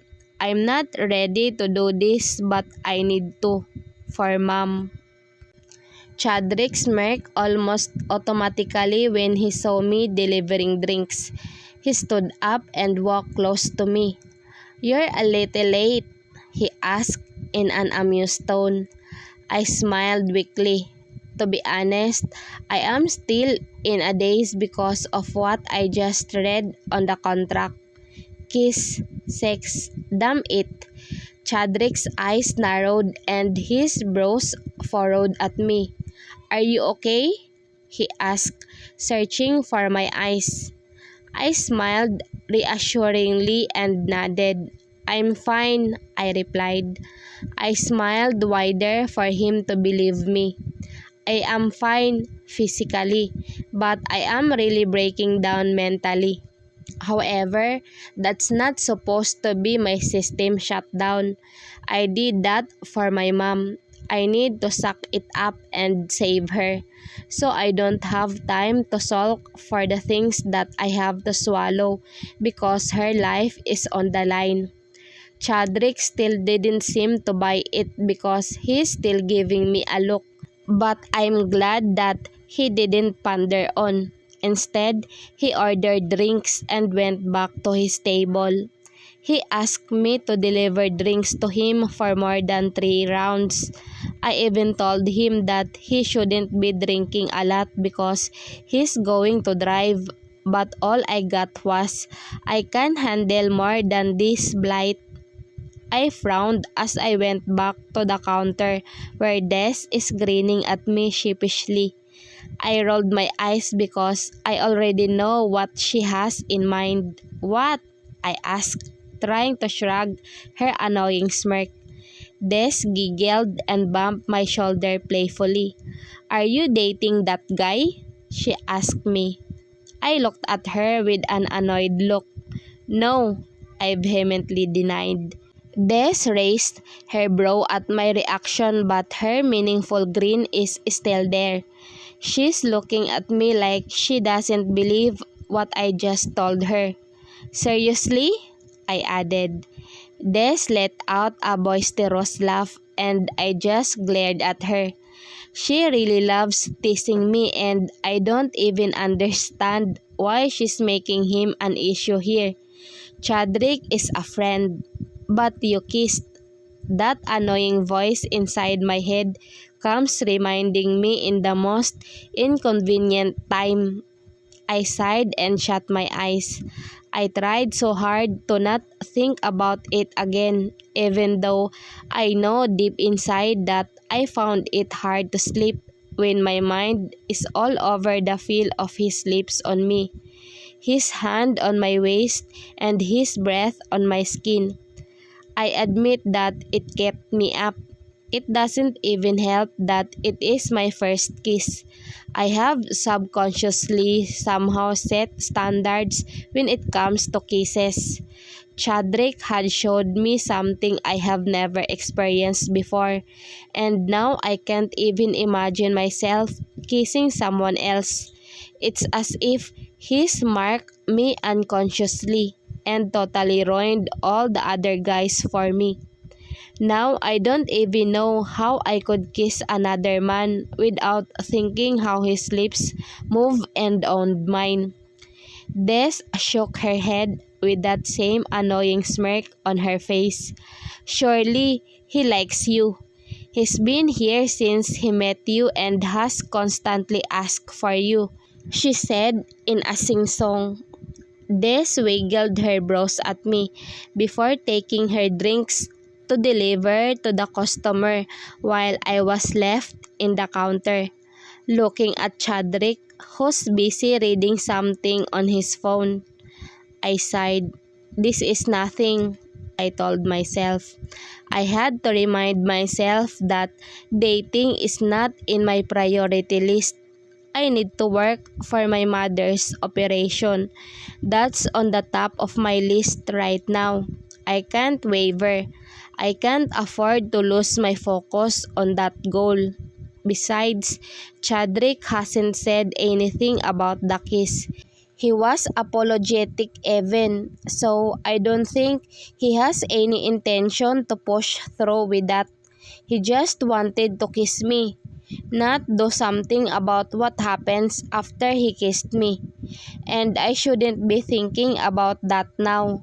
I need to earn for mom. I need money, not a guy. That night went well.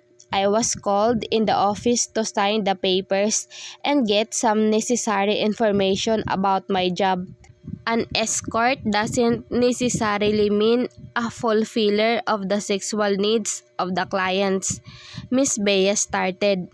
Some men only book escorts because they want company or a date on special events for some big-time clients. I nodded at her explanation. I actually know that now. Chadrick even lectured me about that when we first met. "Since you're still starting, your rate isn't as big as the seasoned ones yet. I'll say $5,000 per night," she began. My eyes widened and I looked at her in disbelief. "What? The starting is $5,000 per night? So the seasoned escort earned even more? No wonder they can afford luxury brands." Miss Bea smiled when she saw my reaction. I must have given it away because I really couldn't hide my facial expression. I'm always transparent and that's one of the things I wanted to change. "You don't have to be surprised, Blight. Most of our clients are elite. They are multi-millionaire businessmen. Some are even diplomats. That's why the rates are all high," Miss Bea explained. I gulped and nodded. Now I'm kind of nervous again. High-end clients? Multi-millionaire? How am I going to cater to them anyway? I feel like I am lacking in all aspects with that. "Here is the contract," she told me and handed me the final contract. True enough, my preferences are noted and are highlighted. It will be notarized every single time for both the protection of you and our client. Okay, it is notarized. So this is legal.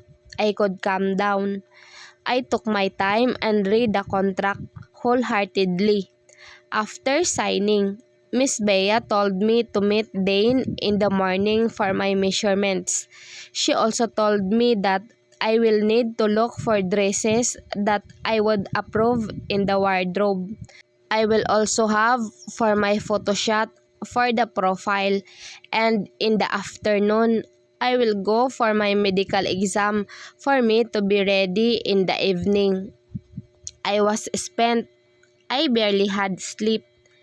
After a full day of errands for my measurements and my medical exams made me forget about sleep because when I was done, it was already too late and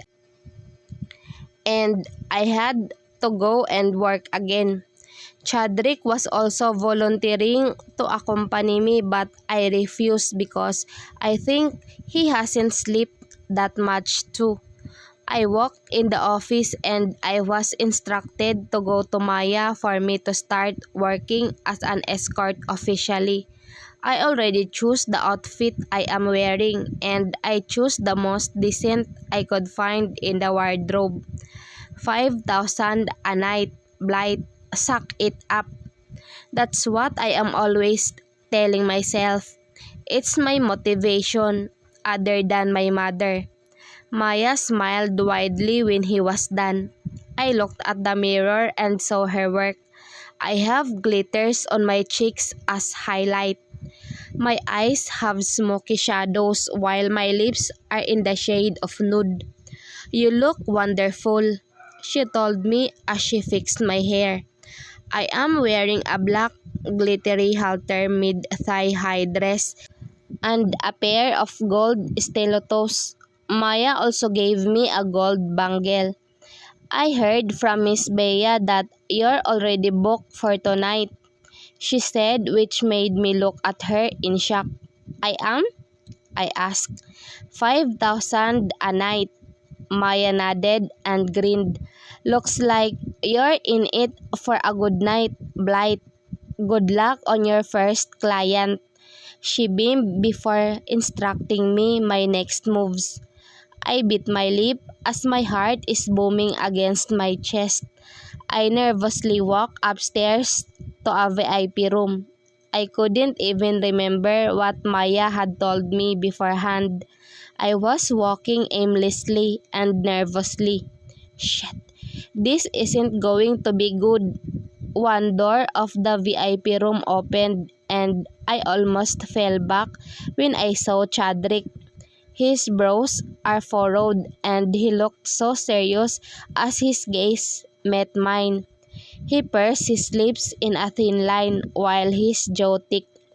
My lips parted, not knowing what to say because I feel like I needed to explain something to him, even when I know that I don't need to.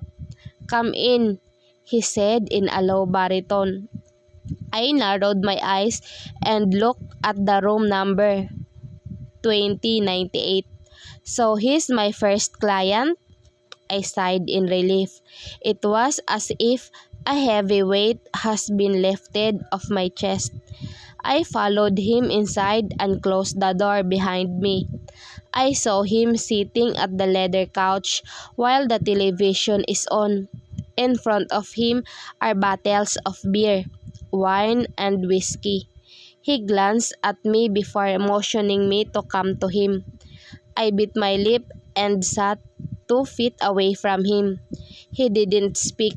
Instead, he just poured whiskey on his glass before downing it in one shot. I looked at my hands on my lap. I laced them together when I felt Chadrick cupping my face. The next thing I know, his mouth is on mine. His lips are conveniently moving against mine. His kisses made me dizzy, and that made me shut my eyes and let him dominate the kiss. His lips tasted like whiskey, and somehow I find it enticing. His lips moved masterfully against mine, and suddenly I lost all of my sanity. Just a kiss, Blight. Just a kiss. Kiss? My eyes widened, and then I pushed him off me. He looked at me with fairy eyes as he licked his lower lip. I didn't agree to a kiss, I told him calmly, even though my insides are shivering with the stare he's giving me. He narrowed his eyes even more and smirked. "Why are you working like this?" he asked in a voice laced with acid. I pursed my lips in a thin line. "I don't need to explain myself to you." I looked away and fiddled on my fingers. I heard him breathing hard beside me before he poured another shot of whiskey on his glass and finished it in one gulp. "I'm sorry," I heard him utter silently. I slowly looked at him and saw him looking at the glass intensely, like he wants to break it or throw it to the wall. He sighed hard. "I shouldn't have done that," he told me. "I was just—" He paused and shut his eyes hard. "Never mind." He let out another heavy breath. I stared at him and saw how he's looking like he's having a hard time. He downed another shot before looking at me. He pursed his lips in a thin line. "I just don't want you spending some time with someone else. I don't like the thought to someone else holding you." He suddenly looked away, making me see his jaw clenching tightly. My heart started to beat erratically fast while I digested his words. He doesn't want me being with another man. Does that mean— Fuck. Right now, my inexperience in dating is frustrating me. What does he mean by that? Are we thinking the same thing? I screamed in my head. Chadrick looked at me again. I thought he was going to clear himself up, but then he turned apologetic. "I'm sorry, I better go now," he said as he stood up and left me alone in the room. What the hell just happened? Oops. Des smirked as she looked at me from head to foot. "I am not wearing any special clothes tonight because I am not booked. Miss Bea said I can wait for a moment or be a waitress. I choose the latter because I can't sit still while I wait for some man to come and book me." "No customer?" she asked as she filled the glasses with shots. I sighed and shook my head. It is actually a good thing for me that I won't be. Since I have started being an escort, I have been booked every night. I have accompanied different men in different events, launches, galas, and even to some casinos. None of them breached the contract, thankfully. "Then we're colleagues tonight," she smiled widely. I smiled back.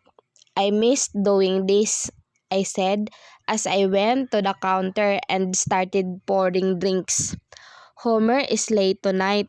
It has been a week since he's back and everything seemed to have run smoother in the bar counter since the waitresses don't need to make drinks anymore. Des chuckled. You sure? She teased. I heard from Maya that you are one of the most requested escort. I rolled my eyes. Not true. I did pond. I am not the most requested because if I am, then I would not be here tonight. So there's not an ounce of truth to that. Des chuckled. Anyway, she started. I haven't seen Mr. Handsome these past few weeks. She sounded really disappointed. I stopped pouring the drinks as I felt my heart racing suddenly. Des hasn't even named him, but I know who she's referring to. She's talking about Chadrick, who's not been seen here for 9 days now. The last time I saw him was when he left me in the VIP room after kissing me. Des sighed sadly. I can't believe I'll miss someone I don't even know about. I looked at her and saw her looking at me with a smirk on her face. With her chinny eyes and then lips, she looks like a cat who's telling me something with her expression. What? I asked, trying my best to show no emotion. She raised her brow and ballooned her cheeks before pursing her lips in a thin line, seemingly preventing a smile from breaking out. Nothing, she said as she looked at the drinks in front of her. I rolled my eyes and continued what I was doing while she was singing on her way to deliver the drinks. I just shook my head at her childish behavior. Chadrick hasn't showed himself for 9 days. I may only be so accustomed to seeing him every night that those 9 days seemed a little weird without his face. But then, when I come to think of it, I wouldn't know what I would tell him when I see him again. The last time we talked, I was mad at him for kissing me when it's in the contract that I am not allowed to be kissed. He breached the contract. He crossed the line, and I hated him for that. But did I expect him to leave? No. I sighed and gathered my whole sanity back as I started working. I can't have him messing with my system. I can't have him making me feel like this. The night ended well and thankfully, I didn't get to think about Chadrick anymore. The club was full and we have been busy. It was the best scenario for me. I needed to be busy to be preoccupied. I was about to ride a cab when I saw a message from Aunt George telling me to come quickly to hospital. It was sent an hour ago. My heart started beating fast and loud. Coldness ran my whole system and my mind couldn't think properly. My mom, still dazed. I asked the driver to drive as fast as he can because I am really worried about my mother. My aunt never asked me to come quickly unless there's an emergency. Aunt George is relatively calm unless something bad happens. My eyes are already watery when I was in the cab. I kept calling Aunt Georgina but she's not responding. It is only made me tense even more. My heart is pounding against my chest that I have a feeling my chest would break for a moment.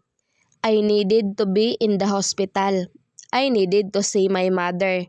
I needed to go there as fast as I could. I have talked to the doctor this morning and he said that it is really needed that mom gets the transplant. He said something about heart rhythms and palpitations and oxygen that I couldn't get understand. I was too preoccupied on the cost of the surgery and I needed at least half of it so we could push through.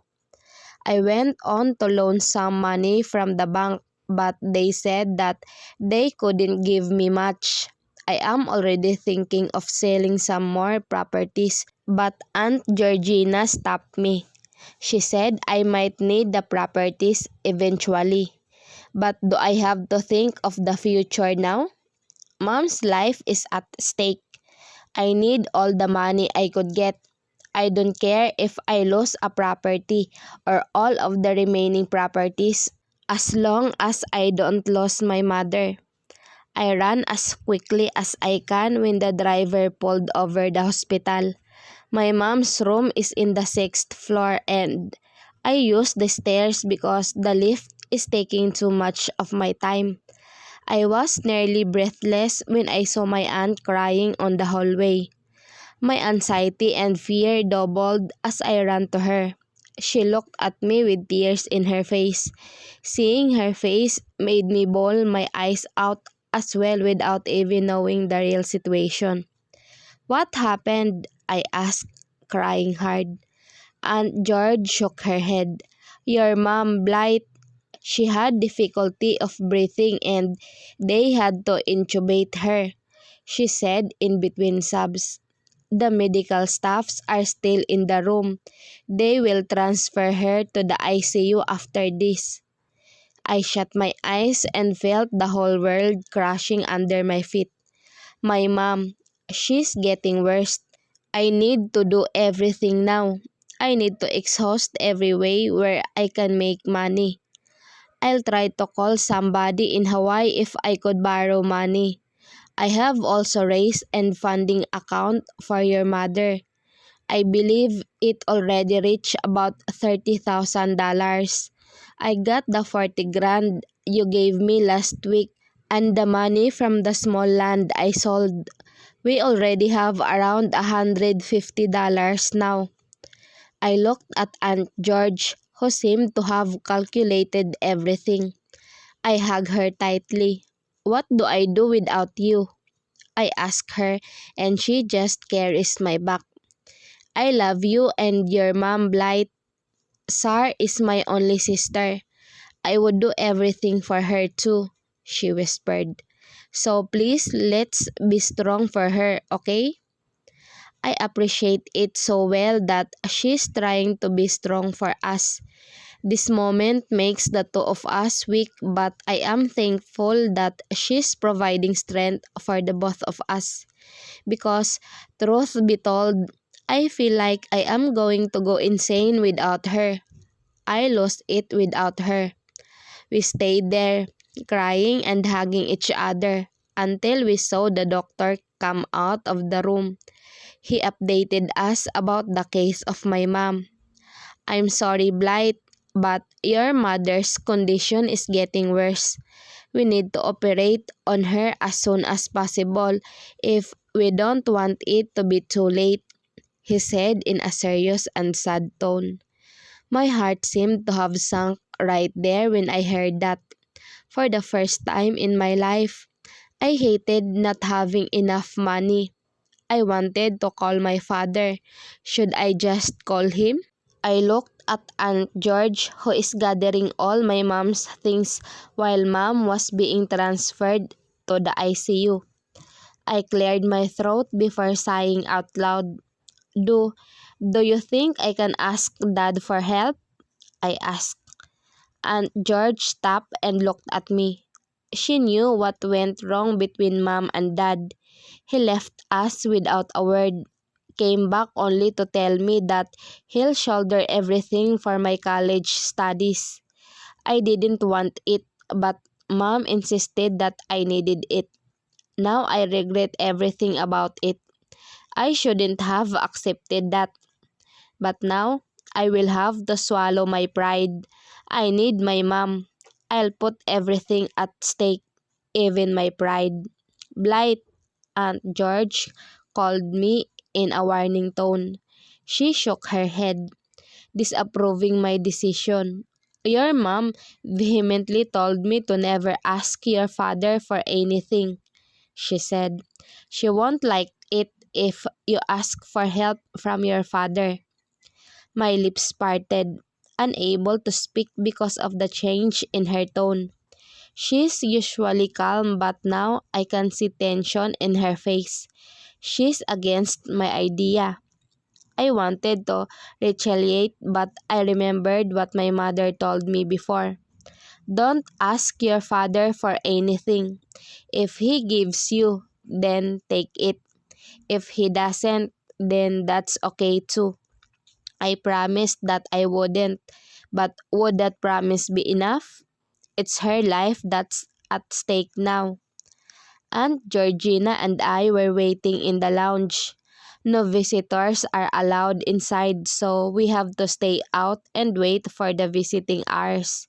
It's already 7 in the morning. You can go home now first and get rest, I told her. Aunt George looked at me. Are you sure? She asked. I smiled and nodded. I can see how tired she is with just looking at her eyes. They're tired and sleepy. Her eye bags are worse than yesterday, and it might also be because she cried. I don't want you sick too, I told her. So go and sleep while I stay here. Just come back before I leave for work. She narrowed her eyes at me. Why don't we go home first? Let's sleep and just ask the nurses to call us when something's up, she suggested. You don't want me sick, but I don't want you sick too, Blight. You're thinner because of working at night. I want you to rest now. I stared at her. I don't like her idea, but she's right. I am tired of working, but I'm not complaining. Mentally, I can do it, but my body is exhausted. I work without a day off for 9 straight days. Miss Bea is even scolding me, but I insisted. I want to work. I want to earn money. I sighed and nodded. Okay, I agreed with her. Tonight, I am going to ask Miss Bea if I could get a raise. It's shameful, but I don't really care anymore. You want a raise? Miss Bea raised her brow at me. I bit my lower lip and nodded. I'm nervous. I've never asked for a raise before. I've never asked for anything in this job. I accepted the offer to be an escort, but I've never asked for a raise. I accepted everything that was given to me. I never demanded for anything more. Just now, because Mom is in the ICU and I want to save her. Miss Bea sighed and then leaned on her table with her elbows on top of it. She laced her fingers together before looking at me. She smiled curtly. It is possible, she trailed, but I believe you might have to give up your restrictions. I blinked nervously. My lips trembled. Ma'am? I stuttered. Miss Bea nodded. You know, some of my escorts earn as much as $20,000 a night. If the client was satisfied, it might even get higher. She licked her lower lip, but that's because they get involved in intimate nights. Those escorts are members of our private elite list. Only elite members of the club could afford them. They're billionaires, multi-billionaires even. Oh my God, what am I even hearing? So those escorts, they have sex with the clients, whoever client they may be? Miss Bea sighed. I don't want to force you into it, Blight. You're a sweet girl. Don't worry, I'll find a good paying guy so you wouldn't have to use your body for money. I'll do it, Miss Bea. I cut her off. $20,000 a night. I need that more than my pride now. I need that more than my dignity now. My heart pounded so hard against my chest. I don't like this way of earning money, but my mom deserves to live. I'll enjoy everything. whatever it takes. Miss Bea looked at me with wide eyes and parted lips. She seemed taken aback at my response. "What? What did you say?" she asked. "There's no turning back now, Blight." I stared into her eyes and nodded with conviction. "I'll do it," I repeated. "I'll do it, Miss Bea." Miss Bea blinked several moments before clearing her throat. "Blight, you know that if you signed up for this, there's no turning back. Once you've booked a client, you can't back down." I smiled and nodded. "I understand, ma'am, and I'm still willing to do it. I want to do it," I told her. "I have already made up my mind. I'm doing this. I'm going to do it. This is my only choice now. This is my only hope now." I couldn't stay still. I kept walking back and forth while biting my nails as Maya was done with my hair and makeup. My outfit is simple. It's a black tube dress with velvety finish. I am wearing a pair of red stilettos. But I am nervous. This is the first night of my upgraded escort services. Miss Bea already discussed my new rules for tonight, and she also reminded me of how important these clients are, so I must be submissive at all times. Submissive. Fuck that. Never have I been submissive. For mom, I had to remind myself, I'm not doing this for fun. I have a purpose, and that is mom. "Are you okay?" Maya asked me when she saw me pacing back and forth. I stopped for a moment to look at her before pacing once more. I am so nervous, thinking about how I am about to give my virginity up. I have saved it for 20 years. I wanted to save it for the man I have to marry, but I guess it doesn't matter now. Losing my virginity won't get me killed. Losing a mother will. Not long after, Miss Bea came with a folder on her hands. I stopped moving and looked at her. She's staring at me from head to foot, like she always does. She always sees to it that we all look our best. She personally checks what we're wearing. "Good choice," she told Maya, complimenting my outfit. Maya smiled, obviously happy for the validation Miss Bea gave her. Miss Bea then turned to me again and smiled. "You are booked for tonight," she told me. My eyes widened as my anxiety tripled. I am booked for tonight. Shit. Shit. I couldn't even think straight now. All I know is I can feel my whole system shaking. My throat is about to run dry as my insides shivered.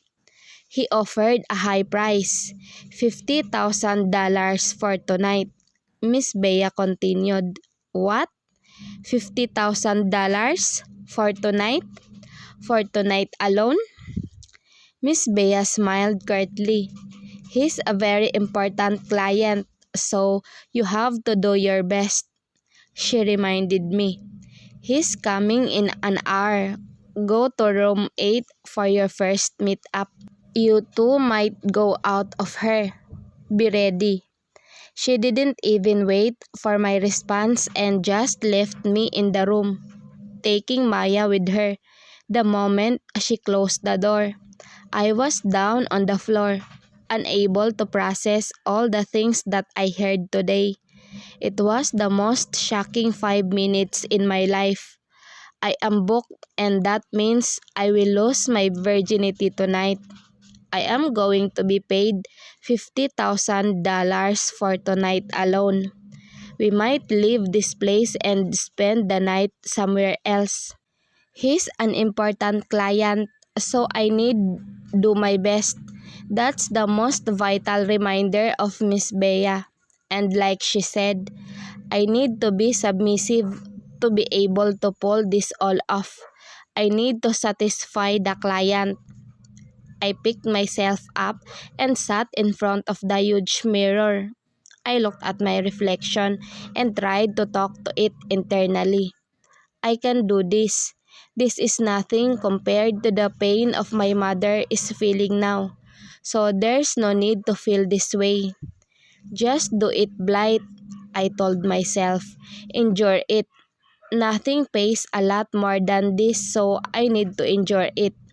I need to suck it all up and do it. Yes, that's what I need to do. Suck it up.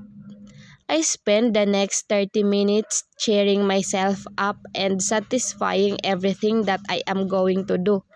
I went up to room 8 and waited for the client to come. This room is different from the rooms I have been in. There's another room in it. I got curious, so I went and opened it, only to be shocked what's inside. Different things are here. I cannot be mistaken. I have not experienced sex in my whole life, but I know a dildo when I see one. There are all sorts of cups and whips. What is this? I regretted opening the other room because now I am not just nervous. I am terrified. Would the client use all those to me? Fuck. My heart beat so loud against my chest as I sat on the couch. There's wine on the table with some rose petals. For once, I want to get drunk so I wouldn't think so deeply into this. I want to get drunk and just get it over and done with. I'll just have to think about it tomorrow when I'm already not a virgin. I sighed and was about to reach for the wine when the door opened and my eyes widened when I saw who came in.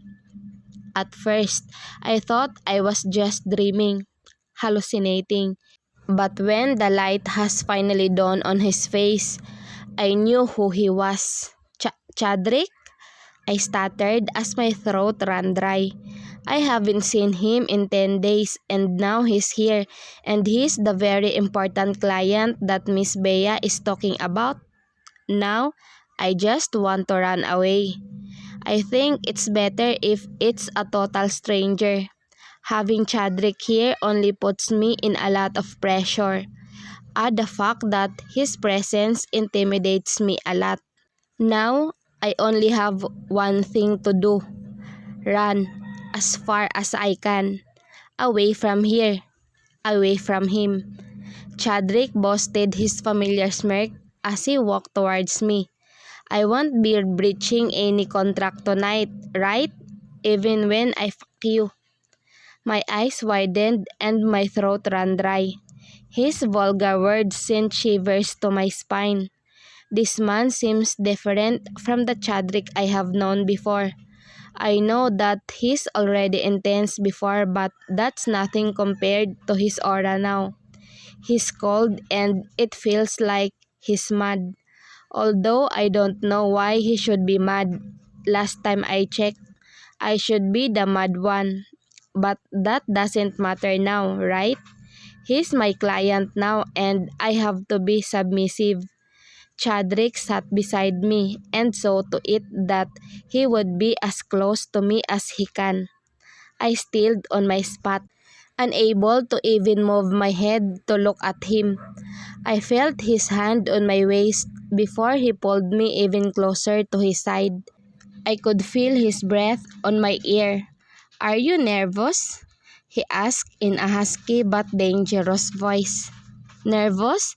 That's an understatement of what I am feeling right now. I am more than nervous, more than terrified, and more than freaked out. I just want to disappear. I just want the earth to suddenly open and devour me whole. Life is so funny. Don't tell me I'm gonna lose my virginity on him. It wouldn't have been a big problem. What the hell am I thinking? Of course, it is a big deal because we're talking about my virginity here. I never wanted it to lose it to a random person. Chadrick is definitely not a random person. He kissed me but he's still a stranger. He's still someone I cannot fully trust, not when he breached the contract the first time. And now, he's definitely on his asshole mode. I've never seen this side of him. I have worked for him twice and he was casual. If he didn't kiss me the second time, it would have turned out alright.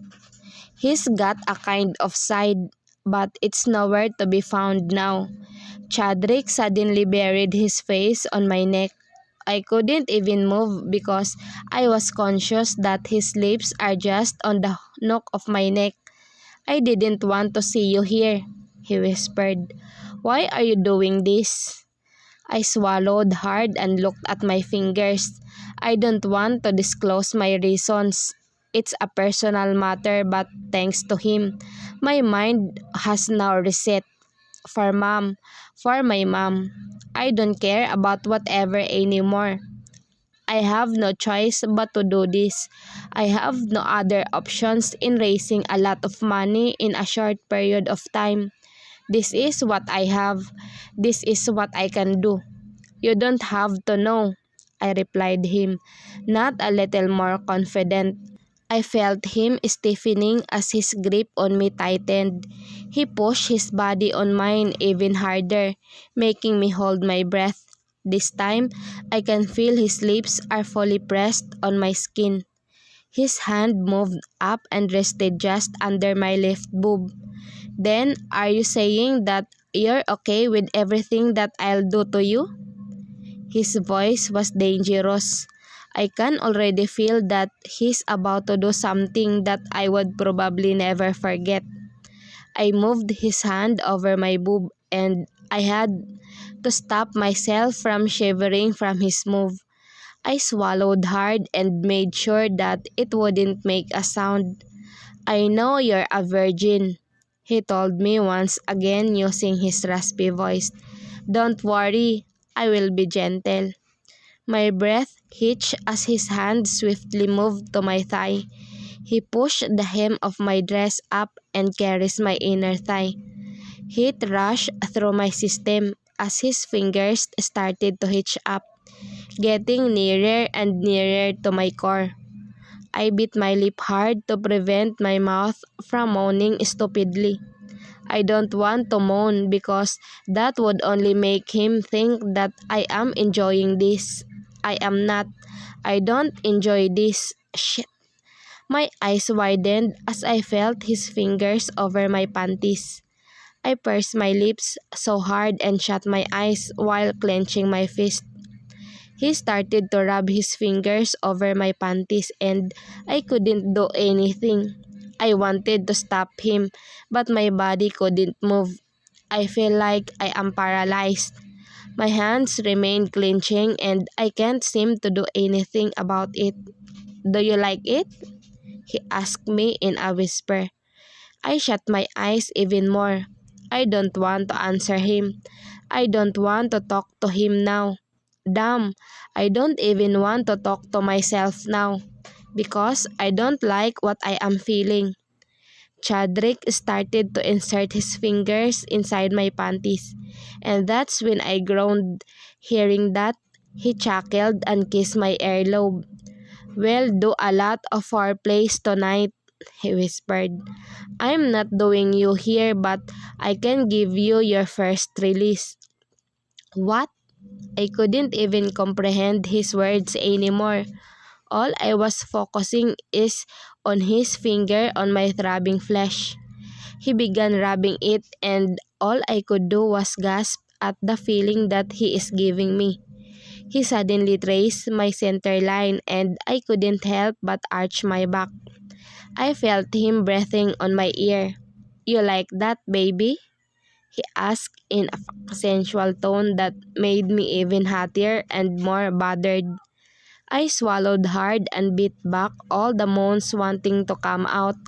I think that's what I should be focusing on. Prevent myself from moaning. "You're already wet," he whispered as I felt him inserting a finger inside my hole. My eyes widened as he slowly inched his finger in. He started thrusting it in a slow motion until it got faster and even deeper. I could feel some knots forming in my gut as his movements became faster. It was something I have never felt before. It was something I never even imagined feeling. But in an instant, Chadrick's touch is providing me with all these unknown sensations. You'll come fast because it's your first time, Chadrick told me. I breathed heavily as his finger moved in an incredibly speed.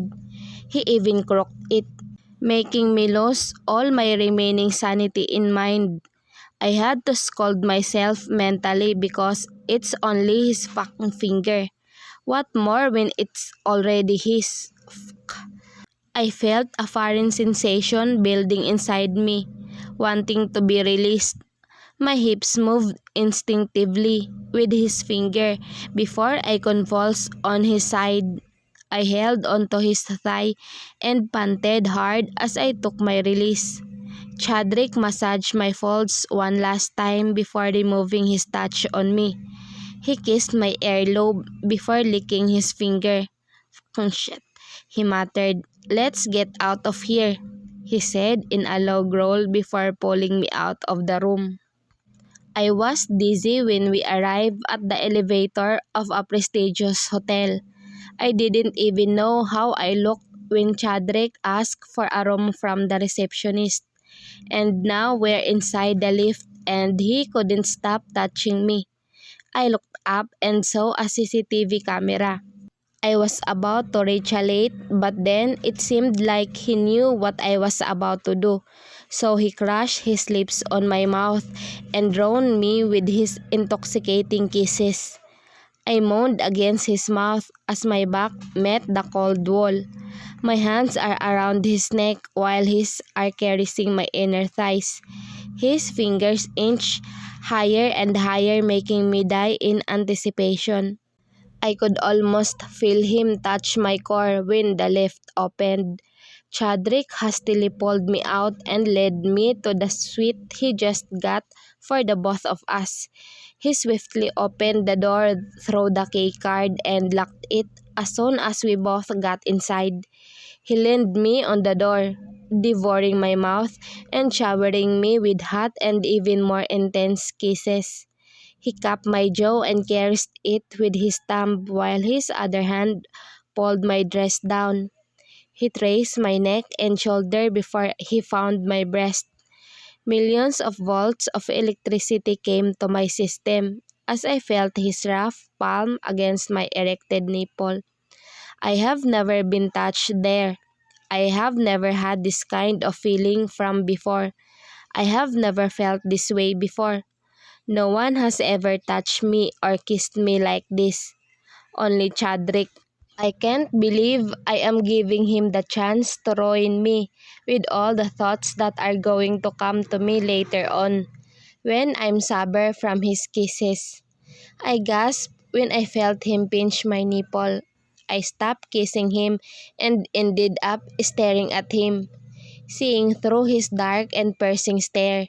My mouth flew open when I felt him rolling my nipples in between his thumb and index finger.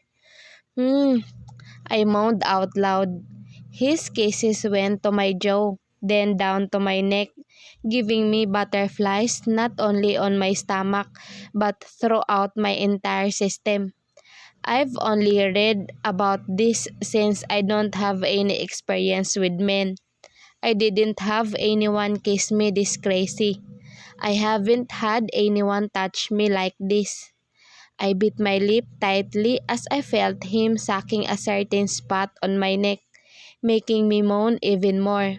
I tried to empty my mind. I don't want to think more into this. He's a client.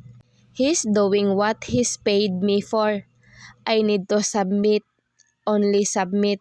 I don't need to feel any of these silly thoughts and emotions. His mouth and hands may do wonders with my body, but definitely not with my mind.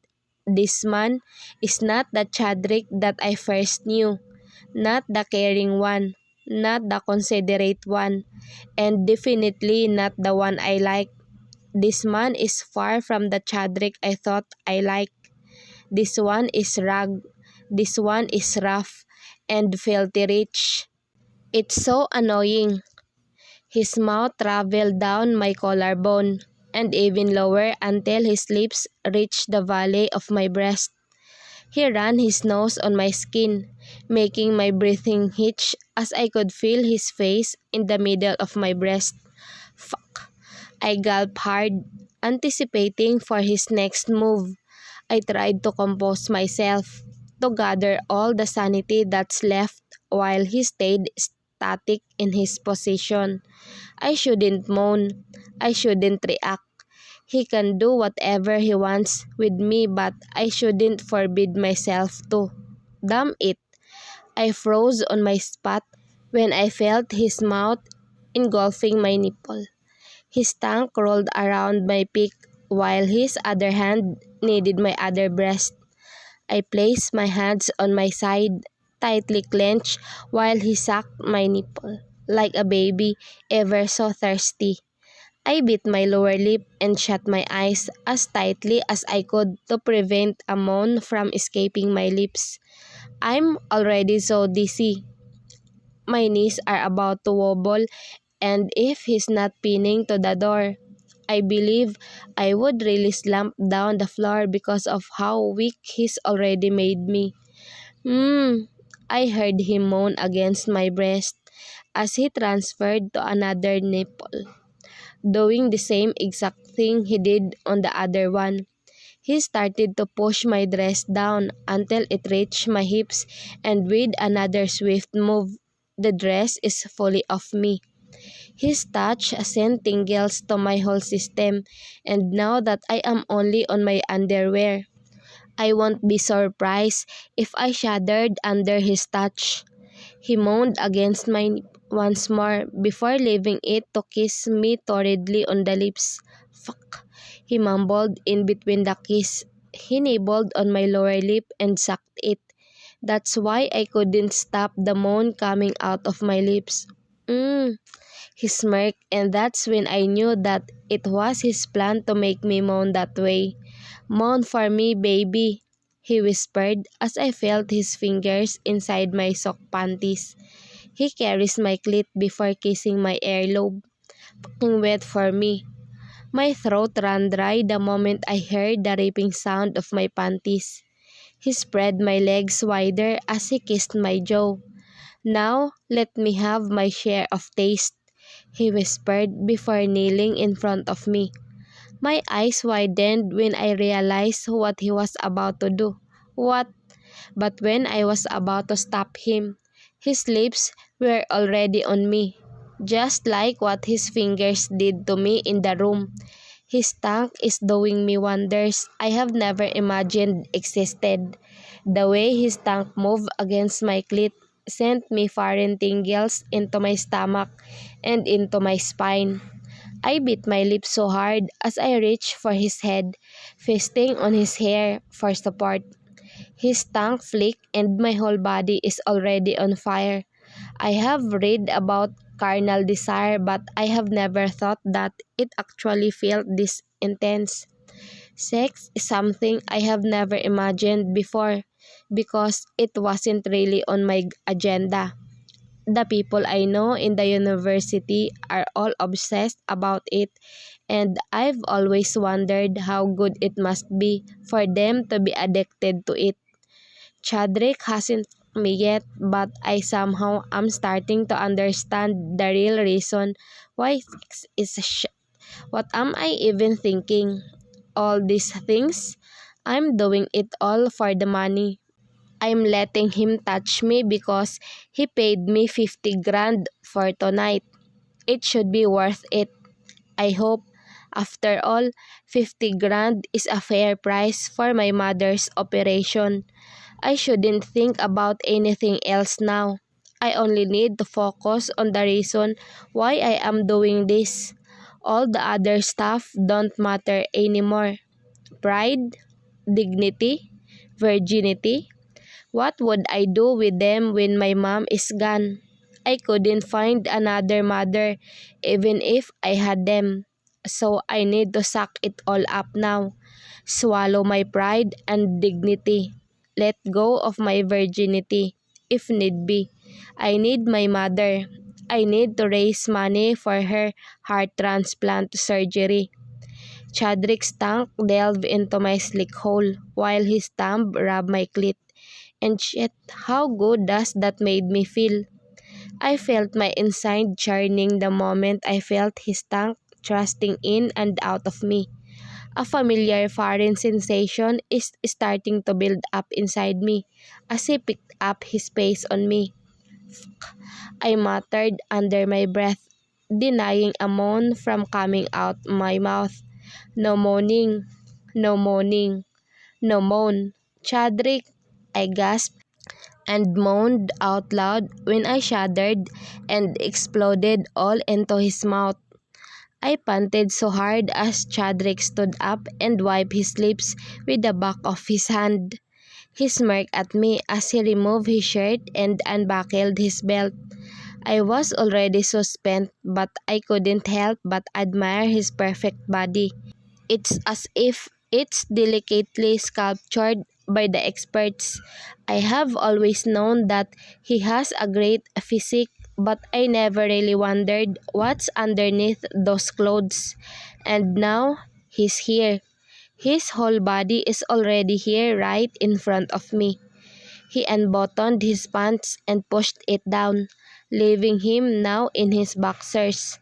My eyes widened when I saw the tent on his crotch. I gulped hard. He's huge. Suddenly, I felt so cold because of the size of his member. His eyes went to me and he smirked. "Look at what you did to me," he told me before crushing his lips on mine again. He kissed me with even higher intensity this time that it was so hard for me to breathe. I moaned against his mouth when I felt his proud member on my stomach. I reached for it and stroked it slowly, making him curse against my lips. "Baby, don't do that," he told me in a husky voice. "I'm insanely craving for you, and if you do that, it will be the end of me." My lips parted with he said, but then I was even more speechless when he carried my butt, making me straddle him as he pushed me against the wall. I gasped out loud when I felt his member directly underneath my core. The only thing separating them is his boxers, which felt so rough when my throbbing core has already felt his still right under. "Chadrick," I moaned as he kissed my cheek and my jaw. He bit my earlobe. "I'm gonna fuck you on a bed, baby. Let me lead you to the room," he whispered me as he walked while still carrying me. I grinned against his shaft, making him groan before gently laying me on the bed. He spread my legs and stared at my body with his eyes blazing with unadulterated lust and pure pleasure. He licked his lower lip as he pushed his boxers down, freeing his proud glory. He stroked it once before directing it on my entrance. "So beautiful," he whispered as he rubbed its head on my clit, instantly sending me back those foreign sensations I felt a while ago. I groaned and moaned as I moved my hips. "Please," I begged. Right there, I acknowledged my loss. He's definitely won over me since the moment he kissed me, or since the moment he made me come with his fingers, but I wouldn't want to admit that then. And now, I just beg. Chadrick's jaw clenched after hearing my word. His brows furrowed and his lips tightly pursed. He continued rubbing his member against me while he leaned down and kissed me on the lips once more. I automatically wrapped my arms around his neck as he owned my cavern effortlessly. I responded to his kisses as I moved against his member as well. "Baby, you're a virgin. We need to." I cut him off when I pulled his face close to me and kissed him like the way he kissed me. I bit his lower lip and sucked on it hard until I felt him cupping my jaw. "Me," I whispered as I held onto his wrist. He muttered a string of curses under his breath before I felt him entering me. He's slow, but he wasn't even in halfway when I felt a slicing pain in between my legs. I winced and groaned in pain. "Oh my God," I uttered as I felt tears forming in the sides of my eyes. I heard Chadrick gasp before caressing my face. "I told you we'll take it slow," he told me tenderly. "It'll hurt real bad the first time, but I'll make it go away," he said like a promise. He dipped down and kissed me passionately. His tongue traced my cavern while his palm kneaded my breast. He pinched my nipple, making me moan against the kiss. I looked at him down there and saw that he's already inserted his length inside me without me even noticing. Chadrick lifted my chin up and captured my lips instantly. He gave me a deep kiss before letting go of my lips. "Tell me when it's okay to move," he told me as he stared at me. I looked back at him and nodded. "Move," I ordered him. He clenched his jaw and obliged to my demand. He started moving in a slow pace. It hurt still, but it is bearable. I guess I am starting to get accustomed to his size. He pushed my thighs out, spreading my legs even wider, making me feel his huge length even deeper inside. I moaned under him while he moved in and out of me smoothly. He thrusted hard and deep slowly while his fingers rubbed my clit, making me arch my back with the sensation. I moaned at the sensation I felt when I met his thrust, and so I continued to meet his thrust one by one. "Baby, stop moving," he told me, but I couldn't stop. The pleasure that it makes me feel is bigger than anything right now. "Chadrick, faster," I breathed as I pulled his waist to me, burying him deeper inside me. Hard. He let out a feral growl before holding my waist in place. He stared at me with dark and piercing eyes before thrusting in and out of me, harder and faster, just like what I said. I could hear the bed squeaking with the strong movements of Chadrick, but I couldn't care about it anymore. What I want now is to reach what I am supposed to reach, and I could feel it building in me. Chadrick moved even stronger and faster until I could feel myself getting filled up by the foreign sensation yet again. I met his thrust halfway and caressed his iron chest, making him moan my name. "I'm almost," I gasped while he continued to move in and out of me. "Wait for me," he told me as he moved at an incredible speed before pushing one final hard and deep thrust inside me. "Chadrick," I called his name out as we both shuddered and exploded inside me. There are random nights when I wish the morning would not come. I hope to stay the night. I prayed for the time to be suspended and put to a halt, because I am afraid of what tomorrow will give me, of what sorrow it would give me again. I hated the uncertainty of the future. I hated facing my problems. I hated thinking that my mother is on the verge of dying. But then again, when I think of those thoughts, I couldn't help but feel selfish, hoping for that means I couldn't do anything to save my mother. So, every day, I try to think of it positively, as living for my mother.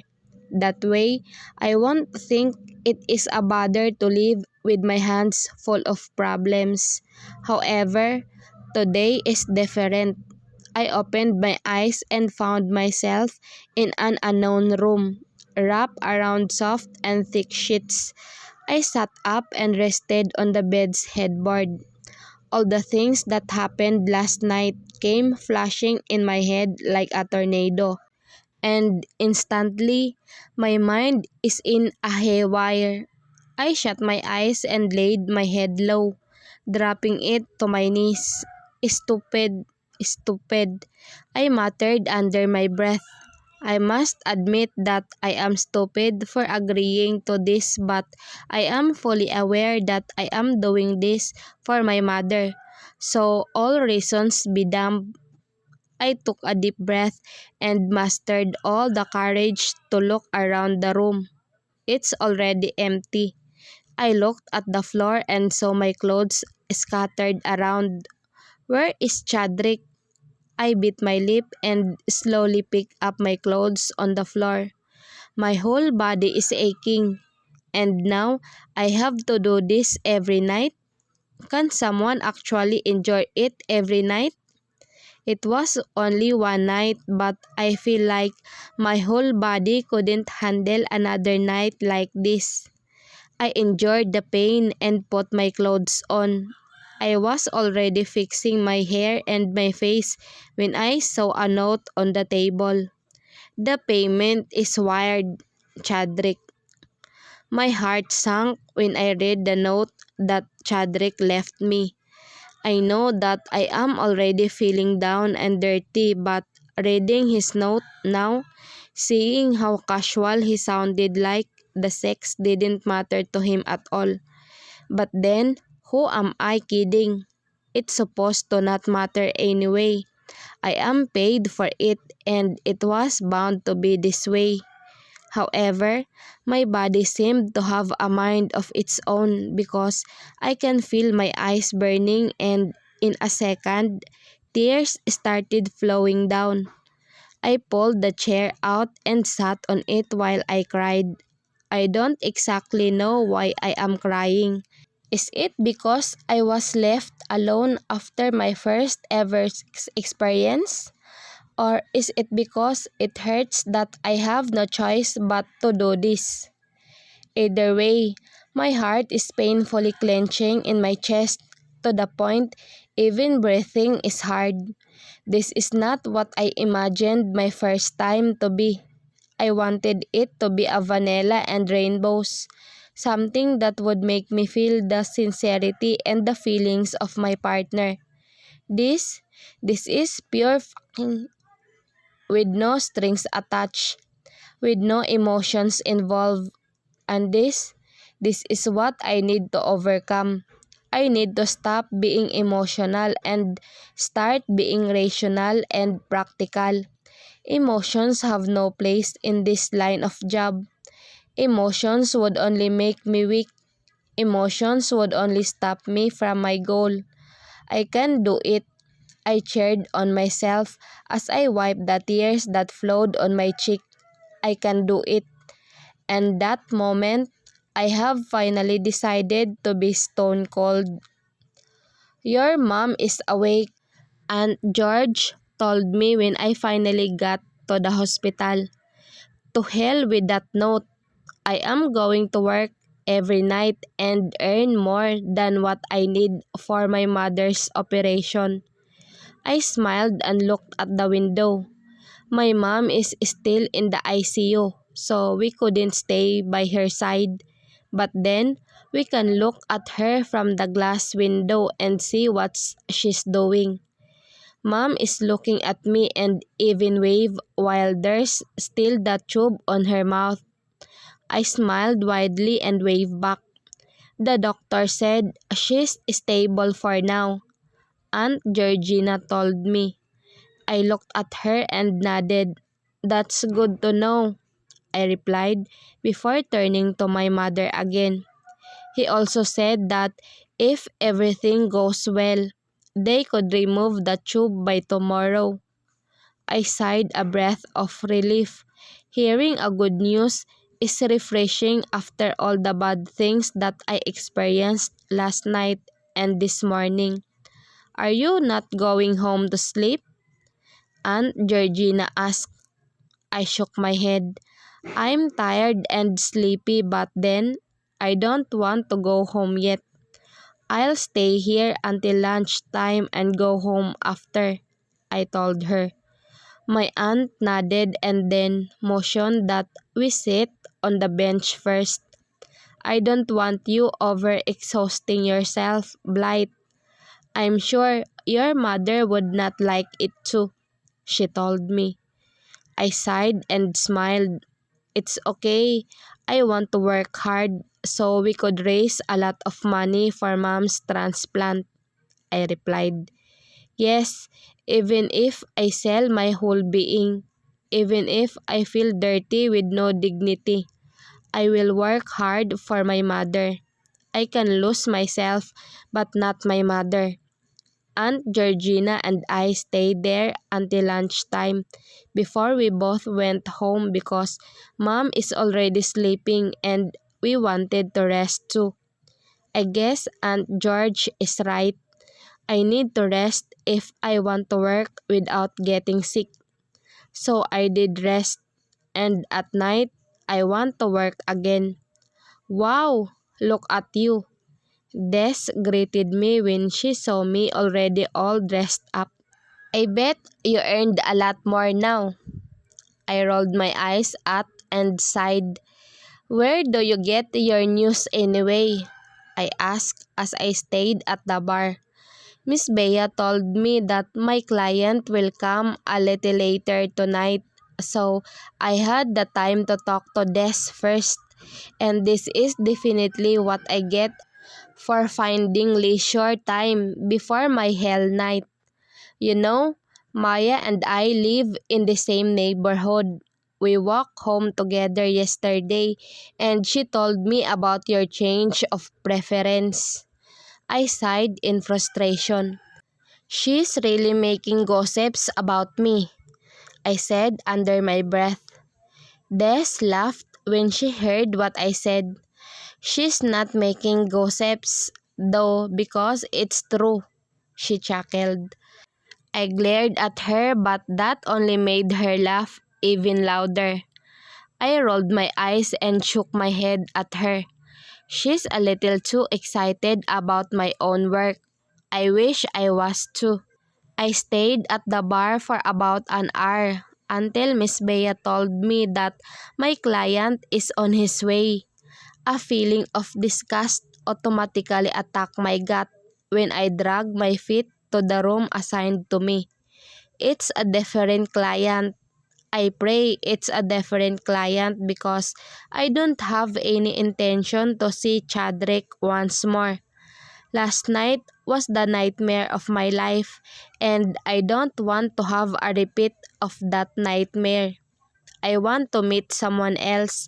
Maybe it wouldn't be as hard to a stranger. Damn, spending the night with an asshole like Chadrick is definitely not the best starts of my life. I entered the room with chills in my spine. I hope I could handle this. I hope I could get over this feeling soon because I don't want to work feeling like this in the long run. Well, not like I am planning on doing this in the long run. I'm only doing this until I could pay for mom's transplant. I fixed my bandage dress and sat on the red leather couch. I nervously tapped my fingers on the couch while I waited for the client. I tried to calm myself and cheer on me while I did the waiting because I can't do anything other than that. My eyes are fixated on the door. My heart is beating wild with every second that passed. Where is the client? So I can stop being nervous and start being frustrated. Somehow, I like frustration more than anxiety because I could move on from frustration but not with anxiety. I sat up straight when I heard the sound of the doorknob rotated to be opened. I pursed my lips in a thin line before swallowing hard. As soon as the door opened, my eyes widened at the person who came in. Anger automatically ran through my system as I stared at the familiar gray eyes. What does he want this time? Isn't last night enough for him? I have already enough bullshits from him. I want to shout at him, get angry and hurt him. How can he do this? Why is he doing this? A smile rose from the side of his lips. Are you feeling all right? He asked me as he walked towards me. He's wearing a white v-neck shirt and a pair of faded jeans. He's still looking so handsome with those simple clothes on, and I hated it. Fuck. I hated every bit of him. I clenched my fist and my jaw as I looked at him in disgust. I still can't get over the note he sent me. Should I thank him sarcastically? He walked towards me and sat beside me. He placed his elbows on his knees before looking at me sideways. Are you sore? He asked so casually that it makes me loathe him even more. I glared at him and he just shrugged. That was your first time, Blight. I know it hurts the first time, he uttered as he leaned on the couch and spread his arms on top of the backrest. So arrogant. Maybe we won't do it tonight, he said as he faced me now. His face is smug as his eyes stared at me from head to foot. Don't ever wear clothes like this when you go out. I narrowed my eyes at him. Who are you to even tell me what to wear and what not to wear? I asked him, angry at the power he thinks he has on me. I fucking hate him. He smirked at me and shrugged before tilting his head to the side, looking like he's so satisfied that he's got this effect on me. Ain't I your first kiss? Your first sex? He asked, proud and contented. I clenched my fist tightly and stopped myself from throwing him the biggest I will ever throw in my whole life. Since when did you think that would matter to me? I asked back, taunting after finding the strength to mock him. It's not like your kiss healed illness and your penis made me immortal. I smirked, feeling victorious when I saw his face contort in anger. 1 point for me. Asshole. You know, I used to think that first should be given to the person we love, but I guess that's not really the case. You got my first kiss. You got my first sex, but it's all nothing to me since you're not the man I love. His brows furrowed and fury was written on his face. What is he angry about? It's not like he loves me. It's not like he wanted to have sex with me because he has feelings for me. Don't act like you got me all figured out, Chadrick. Just because I don't have that much experience on men doesn't mean I value all my first. You may be my first, but you will never be the first man that I would love. He cut me off when he suddenly pulled me close and crushed his lips on mine. He kissed me angrily and hungrily like he's planning to suck out all the oxygen inside me. His tongue traced the corners of my mouth, owning my small cavern with all his might. He bit my lower lip and sucked on it, making me moan through the kiss. He stopped and chuckled evilly when he connected his forehead with mine. Why would you moan then? He asked in a hoarse voice. Why would you moan when you don't enjoy it? Fuck you, I muttered under my breath. He chuckled and picked my lips. Not tonight, baby. You're sore, he replied, much to my frustration. I hate you, I hissed. He nodded and caressed my face. Say that all you want, but always remember that you will end up with me. no matter what. His words sounded like a spell that is hard to counter. Always remember, baby, you will end up with me, he repeated.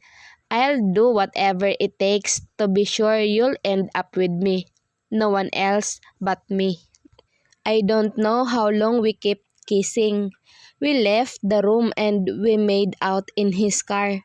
We drove to the lake and made out there. I wanted to slap myself because I couldn't stop. I don't know if it's the pay or his lips that's making me a slave to his kisses. But boy, his lips seem to be masters in kissing, and I can't will myself to stop fucking kissing him. It's as if I am under some special spell that I couldn't find my way out. I am surrounded. I am trapped under his mercy. You kiss so fucking good, he mumbled against my lips as he pulled me and made me straddle him while we're sitting on a rock, that same rock when he first kissed me. My arms seemed to automatically sling themselves around his neck while his hands are caressing my back. He slid his tongue inside my mouth, making me do the same. Truth be told, this torrid kissing is taking a toll on me. I couldn't move on. I don't want to move. I just wanted to continue kissing and kissing and kissing until we're both out of breath. And I'm just happy that he seemed to feel the same. His lips went to my jaw as his hand found its way to cup my breast. I bit my lip hard. Don't worry, baby. I won't take you. You'll rest for tonight, he whispered before biting my earlobe. I moaned and arched my back when I felt his finger on my nipple. He's pinching it hard, making me lose my sanity. Heavy pitting. Heavy pitting for tonight, he whispered while his lips found my neck. I had to tip my head to the side to give him better access and for me to feel even more. Chadrick, I gasped when I felt him sucking a sweet spot on my neck. I bit my lip and held onto his head, pulling it towards me so I could feel him close. He chuckled and licked the skin on my neck. Baby, this is all you could handle for tonight. You're still sore. I groaned and rubbed my throbbing flesh against the huge bulge on his jeans. You're hard, I told him. He muttered a curse under his breath. Yes, but that does not mean we could fuck tonight, he said in a stern voice. I looked into his eyes and saw that same fiery look of passionate desire. That same look that ignites something hidden in me. Something that I had only unraveled when I was with him. I hugged him and continued rubbing my core against his hard-on. What if I want to? I asked him in a voice I can't even recognize. Fuck, I need to stop myself. I have been telling him that I am not the type to want his touch, but what the hell is happening now? Way to eat my own words. This is so embarrassing. But even though I know that this is indeed humiliating, I still continue to rub my core against him until I could hear him groan in frustration. He held my waist and steadied me as he made me look at him. You can't handle. I stopped him and kissed him hard, mimicking the way he kisses me. I bit his lower lip and sucked it like he does. What are you doing? He asked me against the kiss. I smirked and cupped his face. Whatever you're doing, I replied. My hands went to the hem of his shirt and pulled it up until we got rid of it. I stared at his lean and muscular body. I bit my lip as I traced his chest and his abs with my index finger until I felt him twitching and groaning. Baby, don't torture me like that, he whispered before placing his hand on the back of my neck, pulling my face close to him and kissed me thoroughly. I moaned against his lips as I savored his kisses. Damn, we could kiss all day and I would not complain.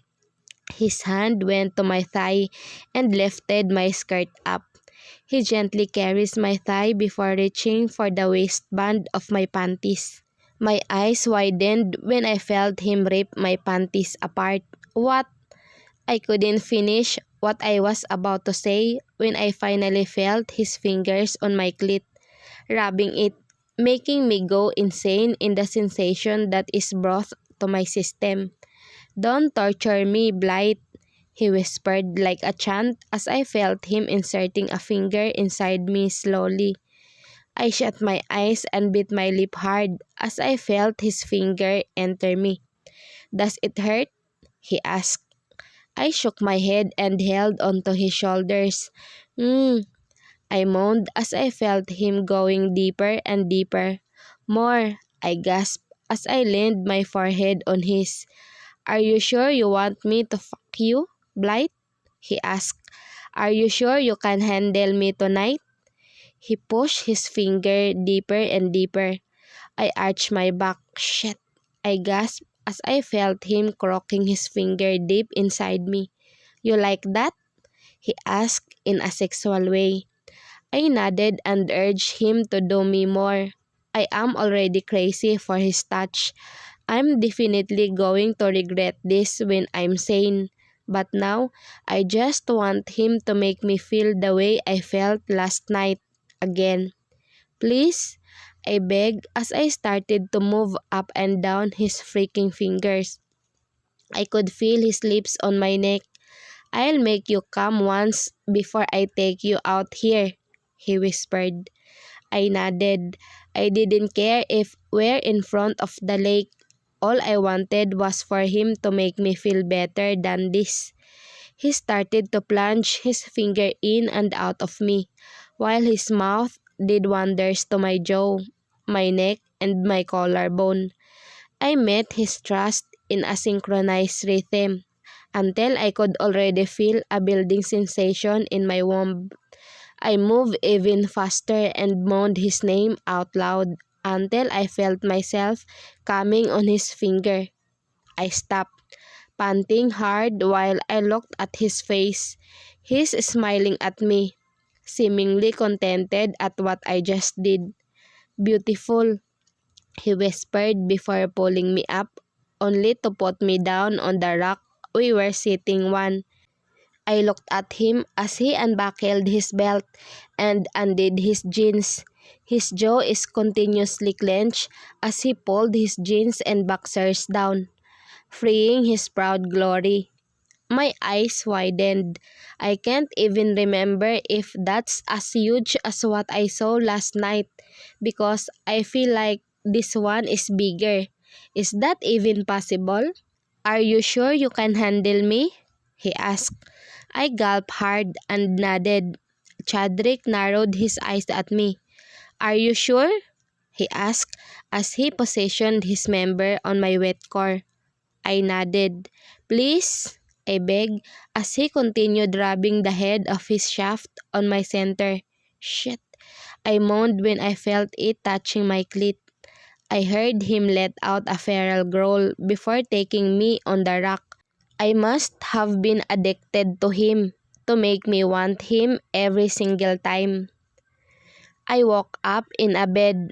I don't even know how I got here. The only thing I remember is when he fucked me against his car after our sex on the rock. I was so spent that I immediately fallen asleep after our fourth round. I sat up and massaged my head. My whole body is aching. My legs are sore and I couldn't even move without feeling pain. This must be the reason why he told me I couldn't handle him. But then, I was too stubborn and seduced him into having sex with me again. I sighed and saw some clothes on the bedside table. Where am I? I asked myself as I looked around the room. The walls are made of hardwood. It does seem like I am in a modern hot houses. Once I see on the magazines and some home designs TV programs. I sighed hard and shook my head. I need to go home and visit my mother. I was about to reach for the clothes on the table when I heard the door opening. I looked at the direction of door and saw Chadrick with a tray on his hands. I narrowed my eyes at him while he walked towards me, bringing the tray on the bed. I can see pancakes, scrambled eggs, and juice. So he prepared breakfast? I raised my brow as I looked at him. "Where am I?" I asked him. He pursed his lips. "You're in my villa," he replied.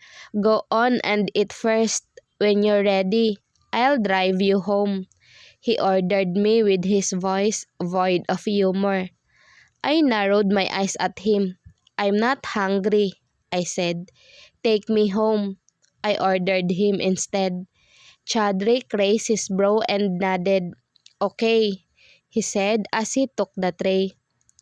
"Get changed then. We'll leave when you're ready."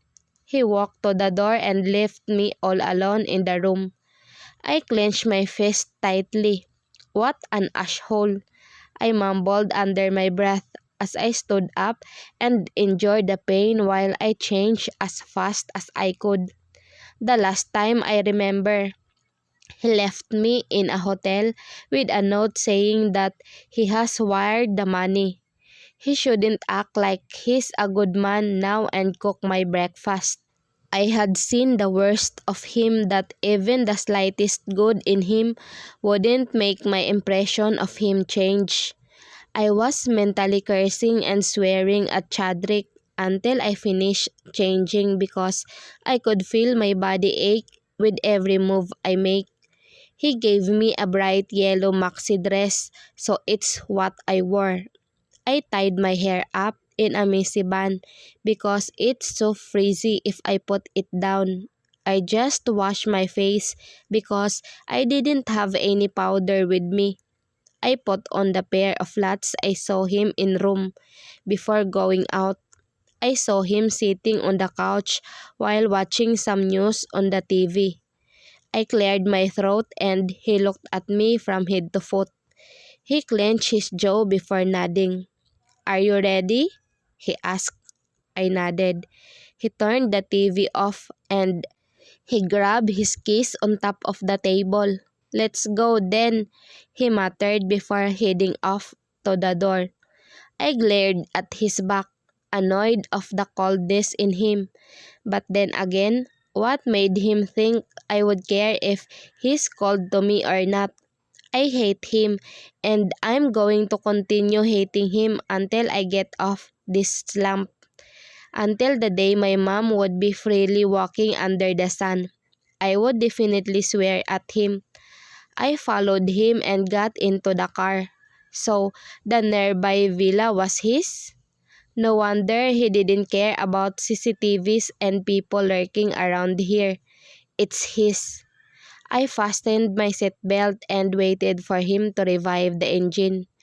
"Where am I going to drop you off?" he asked. I looked at him and saw him staring at the road straight ahead. "There's a hospital near the club. You can drop me off there." His brows furrowed when he heard my reply. "What?" I sighed. "The hospital is near my house, so you can just drop me off there," I replied before looking out the window. My head is also aching. I wonder what he did to me to make my head hurt like this. I leaned on the headrest and shut my eyes. "Are you still going to the club tonight?" he asked me. "I have to," I replied nonchalantly. "Why?" he asked. "I already paid you 100 grand. I looked at him and narrowed. "To have more money," I replied simply, hoping he would stop here. "How much more do you need?" he asked, seriously while his eyes are fixed on the road. I raised my brow and tilted my head before looking at him. Why? Are you willing to be my sugar daddy? I asked, mocking and laughing. He glanced at me with narrowed eyes and a clenched jaw. Anger is evident on his face, and all I could do is laugh at his reaction. What? I asked, still laughing. Are you willing to be my sugar daddy? He narrowed his eyes at me as he pulled over the side of the road. What did you say? He asked, as if trying to tell me that he couldn't understand what I just told him twice. I already asked you twice, Chadrick. I want more money. I need more money. Would you like to be my sugar daddy? I asked, now in a voice void of any humor. He pursed his lips in a thin line as his knuckles turned white. Is money all you need? He asked me back. I smirked. Yes, I need money more than anything. He clenched his jaw as his gray eyes made their way to my soul. Fine, he breathed. I'll give you money as long as you stop being an escort in that fucking bar. My lips parted. Wait, did he just... In return, you have to work for me. Be with me and supply me with whatever I need. May it be companion or body. I want you to do it all for me. My whole body froze.